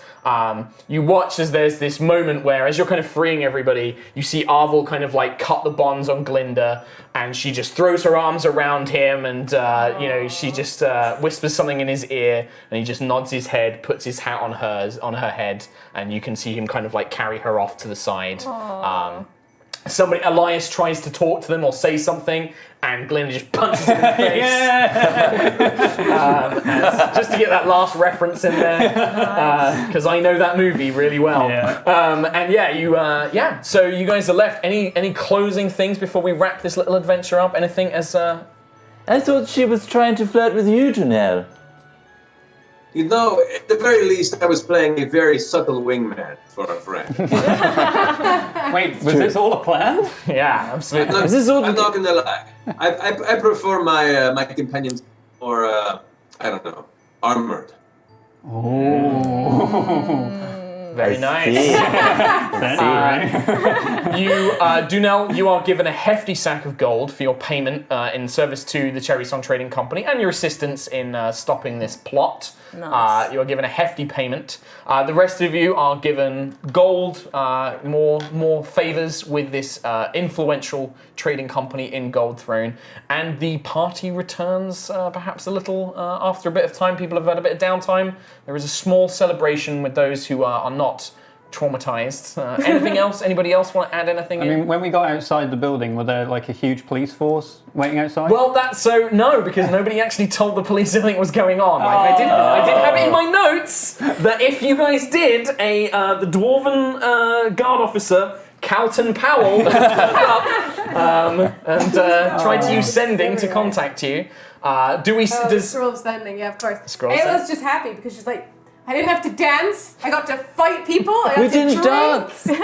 Dunel, I owe you a dance at some point. Well, there can be Lucius, I can play some music and we can dance right now anyway. Yeah. Yes. Oh, we get some. Yes. Lovely. Yeah, we get some. I put away my lute and pull out my lyre instead and start plucking a nice celebratory holiday song for us. Would it be something like a traditional St. Mira's Day song, like a festival song? The weather outside is frightful, but the dungeon is so delightful. Something like that. Something calming and soothing. As we see, I like to the scene is like we see Ayla drinking with a bunch of other survivors, all just downing this alcoholic thing. Lucius gets his dance with. Who would you try and dance with? I just start dancing and hope that everybody eventually takes their turn. I think that despite your kind of filthy attire, some very noble looking, some like a noble looking fellow or noble looking lady comes up and is like, oh yes, and starts dancing as we see those two waltzing around. What do we see Tuxedo Quill doing? Tuxedo Burb. I mean, can he dance? You can try. I'll try land do the chicken, dancing. You're like, I don't know what land dancing is. You're just going to flap your wings and dance around a little bit.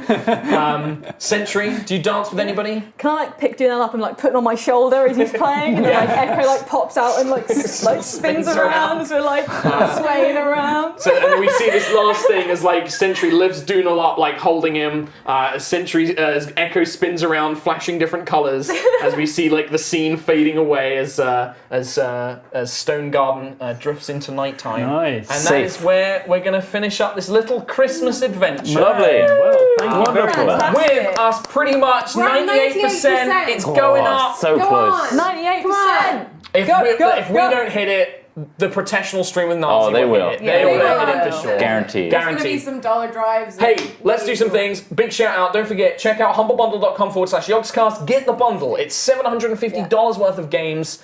It goes to a load of really awesome charities. We're going to be streaming all throughout December. The High Rollers crew will be back next week. We're going to be playing Honey Heist and Jason Statham's Vacation. Two very interesting RPGs. We're going to be doing those, so check those out, and then we're going to be doing board games on the 16th. There's loads more Jingle Jam streams coming out. A huge thank you to the amazing Matthew Mercer. Wonderful. Thank you so much. Thank you so much, Thank you dude. guys for having me. Oh, we lost. Go on, sorry. Hey. Oh, just saying, thank you guys so much for having me. It was an absolute pleasure. You're all amazing. You are. It's delightful to DM for you once again, Likewise. sir. I hope that was fun, and you got to enjoy a little bit of mad High Rollers stuff with us. If you want to check out more of our stream, it's not normally themed around movies, I promise you. You can check that out on our YouTube channel. It's High Rollers D&D. You can go follow us on Twitter as well. Check out Critical Role. I'm sure most of you already do. Every Thursday on Critical Role and Geek and Sundry Twitch, I believe. You can check that out. Check out all the stuff Matt does. It's amazing. You can see more of us later on. Check out the Jingle Jam Humble Bundle. Yeah. We're going to hand things over to Nazi, Ravs, and Xylus. That guy. For the professional stream. They're going to raise loads of money. Yeah. Thank you so much for everybody who always do, donated. yeah. It's going to hit you. We've got it. We've basically got it. You guys, we've got it. 1.25. And with that, a warm thank you from all of us in the High Rollers. A big thank you once again to Matthew Mercer. And we'll see you for some more stuff next Sunday here on the Jingle Jam. Bye, everybody. Bye.